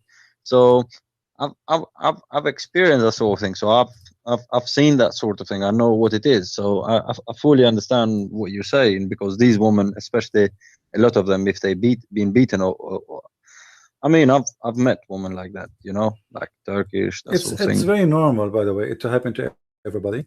But Islam is a religion because it doesn't give a solution. Islam creates a problem. I made a video. I'm sure you know about it, where a Muslim TV station speaking about that a certain percentage of people in the city of Jeddah, they are having a homosexuality, family member having sex with family member, which means everything is wrong. But what is the reason? The reason is Islam, because Islam make you not to live a normal life. When you don't have a normal life, you don't act normally at the end of the day. You start acting like an animal. This is why they have a very high number of the percentage of homosexuality in Islamic countries, because the male is allowed to be with male and the female is allowed to be with the female. So a woman, let us say a young teenage girl, they go like bachi in Afghanistan, right? So like not just a normal thing, like let's say somebody have a daughter, she is 16 years old, and she is not allowed to go with boys. She cannot see boys. She cannot have a normal life, see normal people. So what she can do? Oh, my cousin, she's coming over. She want to sleep over. Is that okay? Oh, she is a cousin. She is a female. She is a female. They can sleep together in the same bed. But those are girls who they are not allowed to see men. And that will start what is called lesbian. And the same for boys. A boy, he is allowed to invite a boy who is his cousin or his friend to sleep over. No problem. No problem. He can sleep over his house. He can sleep over your house. Both they sleep in the same bed, and they are not allowed to have a normal relationship, even to speak with women. So what they do? They became gays. So this is why homosexuality in Islamic countries is extremely high. Because they don't have a normal life. When you don't have normal life, and if you go and ask them, they don't even think they're gay. They just say they just see it as a normal thing to do. No, they are not gays. For them, they are not gays. This is like it's fun. For them it's just fun, because I was watching a Turkish, well, it was a Turkish show showing it. It was done in UK by BBC, but it was showing in Turkey. Where the men were going to sleep with what do you call them, tranny? They having sex with men who are dressed like women, and sex that sort of thing. And they were saying, no, I'm not, I am straight, I'm not gay, So what he's doing there? but the woman asked him, but he does you, right? Yes, but no, I do him. So I'm it's very funny, actually. It's really funny, because he says, no, they don't do me, I do them, so I'm not gay. Yeah, supposedly if he is doing them, he is not gay, supposedly. Yeah, like he's Yes. like he is the hero now. Like, Yes, seriously, and they're laughing with their, they with his friends, so it's not like hiding or hidden. They just young guys, and it's like, yeah, it's absolutely no shame about it. So it's just really funny. welcome to Islam. All right, that's what I wanted to ask. Really, it's All right, just to clarify the whole divorce thing. By the way, I made a video yesterday. I don't know if you downloaded it. Did you? I don't think I've been able to download Get it. yesterday. It's a good video. I've been busy lately. I have my reasons. I don't want to. You have 4 wives now? Be honest. 4 wives? Uh-huh. You have 4 wives or what? It's okay. You don't need to tell me. It's okay. I understand. I can't talk because 2 of my wives are here. So. Oh, okay. I will not tell. They will get the kitchen knives. Oh boy. In UK, it's dangerous. All right, my friend. Thank you very much for coming. And one of them wants to divorce me because I listen too much to Christian Prince. Oh boy. Okay. Yeah. All right. Take care, my friend. All right. Take care. Thank you for calling. Cheers. Bye.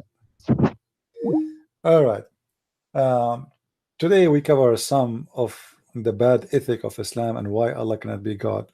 Everything we mentioned there is a clear proof that Islam does not bring a solution. Islam has a problem. It's a problem for the family, problem for society. Islam not only don't have ethic, it teaches something ugly, disgusting, stupid. Like women, she can give her breast to a stranger. The man, he can beat his wife. The man, he can, if he divorces his wife, she had to sleep with someone else to get back. Islam create problems, don't give solution. The funny Muslim, they say to us, Islam is a solution. Islam is the problem. This is why you will not find a happy family in Islamic countries, because family is based in a value of a man and a woman, not a value of a man and a bunch of women, not in a value of a man and 3 sons, not in a value of a group sex, not in a value where the son, he do not know who is his brother, not in a house where the man is allowed to lie to his wife. As we heard the Muslims, when he called us, he said, yeah, you can lie to your wife, so what? And the wife, she can lie to the husband.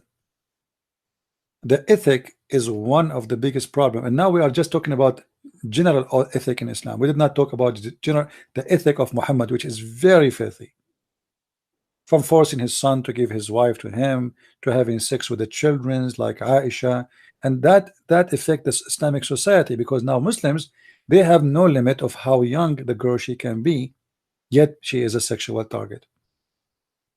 So we cannot consider Islam as an ethical religion, regardless if it is a false or not. It's far from ethic. You see, for me, if you are a Hindu, you believe in the wrong belief. If you are a Buddha, you believe in the wrong belief, etc. But I cannot compare anyone to the madness of Muhammad.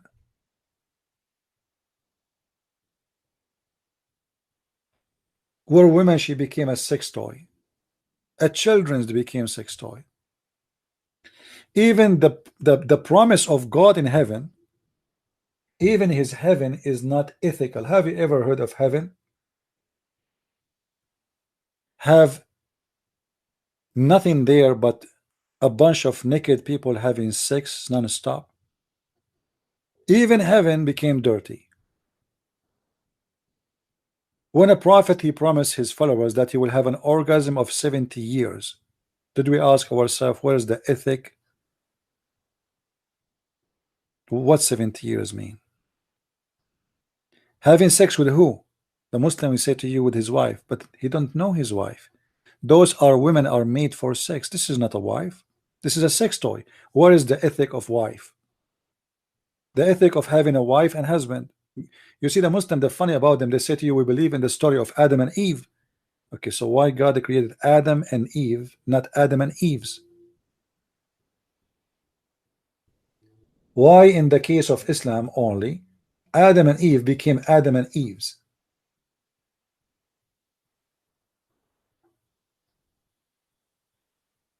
And what one man need of 80,000 women? and 80,000 little boys, and the Muslim they say 80,000 little boys to serve us. What is the ethic of this God to force children for eternity to serve me? If it is really just servant, which is I don't believe, because the Quran says those boys will never bleed. Bleed from what? The Muslim they will say to you, oh, bleed here is about they will not get drunk. They are my servant and they are boys and they get drunk. I thought they are servant. They would drink with me. Obviously I'm sleeping with them. What is the ethic of forcing children to be my servant slaves forever, for eternity? So slavery in earth, slavery in heaven, and that is Islam.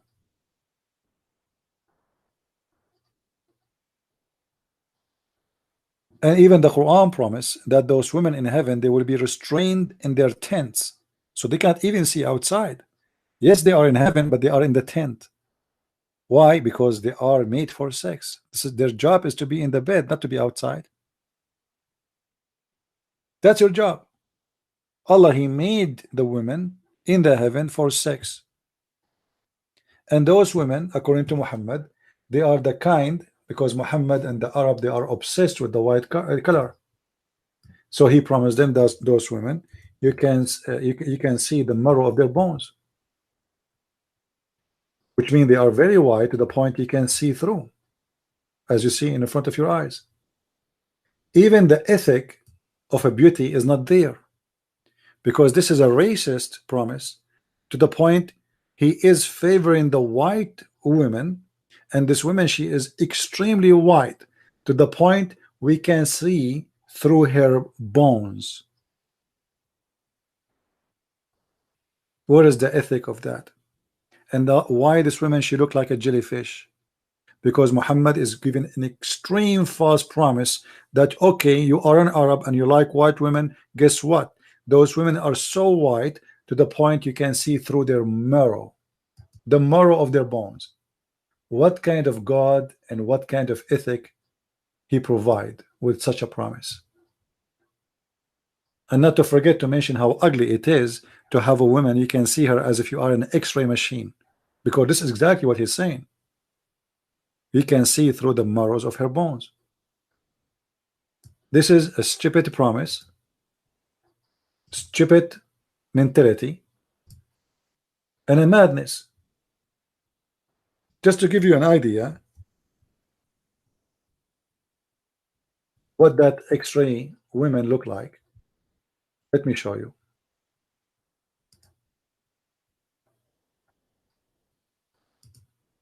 But please don't get excited by seeing the heavenly women of Allah, at least for the men. Look at this. This is what Allah promised us in the heaven. This is how he described those women. We are going to see through their bones. Imagine, this is God promise. This is the heavenly God. This is the Almighty God. This is a woman I'm going to sleep with, and this is supposedly the most beautiful woman. I can see through the marrows of her bones. And as you see, Muslims, we are not making things up. This is what your prophet said. Every one of you will have 2 wives of the Huri and the rest from different. By the way, there's many numbers because the Muslims have many ranks. Because some people, they might say, you said 80,000, somebody says 72, somebody said 70. Muslims, they have ranks, which mean depend in how good you are. If you are a person who joined Al-Qaeda, you get more. If you are a person never killed any Christian or Jew, you do get less. So this is the lowest one. And those women, they are going to be those wives, the Huris, will be so beautiful, pure, and transparent that the marrow of the bones of their legs will be seen through the bones and the flesh. So when we show you this picture here, we are not making fun. This is exactly how it looked like. This is how your prophet, what he promised you.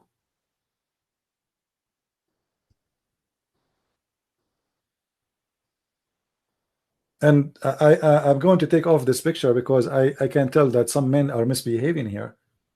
They're getting so excited. They could not resist the temptation of this scene. I mean, this is so much. Who can resist that? We have to be honest as men. I mean, this is amazing, so beautiful. Whew. Man, this is so hot. You have a wife, she is a jellyfish. At least now I can see the poo-poo inside her. And if she ate my hamburger, I can know who is the one who ate my hamburger. Where's my money is going? If she hides some money between in her bra, I can see through. I mean, and Muslims, how you can see through? I mean, what does that mean? What kind of bones she have? What kind of flesh she have?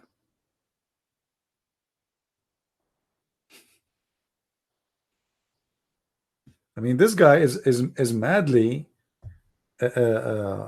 obsessed with the, I don't know what to say. Anyway, guys, if you notice here with me, this woman, I don't know if you can see what I see. This woman, she is wearing high heels. All right, but look what happened here. She have something here. I'm just studying one of my future wives. You see here, I'm not sure if this is a bracelet or something. Something fishy. But you know, this is the good thing about having a woman you can see through. Look here, she have something. I don't know what is that. Let me zoom in. Here, what is that? This is her kidney. My wife, she have a kidney. I never thought she have a kidney. Interesting. This is the first time I see a woman, she have something like this. Because I thought, according to the Quran, women, they have testicles here. Because this is where the sperm is coming, according to the Quran. Anyway, let us change the topic. Enough is enough, and Islam is wonderful, and you guys are so jealous from the wisdom and the wise, amazing prophet. His name is Muhammad, the one who made a promise nobody ever before him promised, except the Persian, except many other religions who they have madness about women. He took the word houris from them and he started exaggerating with his fictions. Fictions is good. All of us will like fictions. Why not? You know. And I hope the Muslims will make a video for us or movies about those women who they are see-through. And then we watch the movie and then we say we don't see any women in the movie. They say what? We don't see any women in the movie. They see only men. They will say to you, are you stupid or what? Don't you know that you see through? Because we see through, we could not see them. Alhamdulillah. Now we got it. All right. Well, thank you guys for being here. May the Lord bless you all. We have enough for today. I will try to open tomorrow, but I don't promise. But we will be mostly around 4:30. Don't forget, please, guys, to watch the video I made yesterday and download it. It's very important. Share the video with your friends. Doesn't have many views. Sometime I'm doing like very early broadcast, like even 2 a.m. in the morning. All right. So like I finish what I do, I'm working in my books, etc. And then I say, okay, let me make a video to answer some Abdul. So watch the video previously is gone. Always check before to see if there is something new and share it with your friends. So thank you very much for being here. May the Lord bless you all. And until we see you again, as always, let us remember one thing, that here we are challenging the cult of Islam. We are not just debating, because Muslims don't debate really. We challenge them, and always Muslims, they fail. Muslims are copy-paste. Nobody even understand what he is saying. They accuse you with what they have. They accuse you of lying, but they are the one who teach lies. They accuse you of hate, but their book, all of it is about hate. They accuse you of violence, but their prophet is the most aggressive killer, criminal. They accuse you of fornication, but their prophet is the biggest fornicator. They accuse you of being pedophile, but their prophet is a pedophile. They accuse you of slavery, but their prophet is the one who owns slaves, bought slaves, captured slaves. Everything they accuse you with, they are the first to have it. And mostly you don't even know what they are talking about, which means you don't have what they are saying you have. So they try to throw at you what they have in order to blind you, and you will not be able to see what they have, or not. They will not give you a chance to ask them about the madness of the religion. So a Muslim guy, he'll call you, he says, do you know what the American did? Do you know the white man, he used to own black slaves? Your prophet owned black slaves. And who said to you that the white man was right by doing that?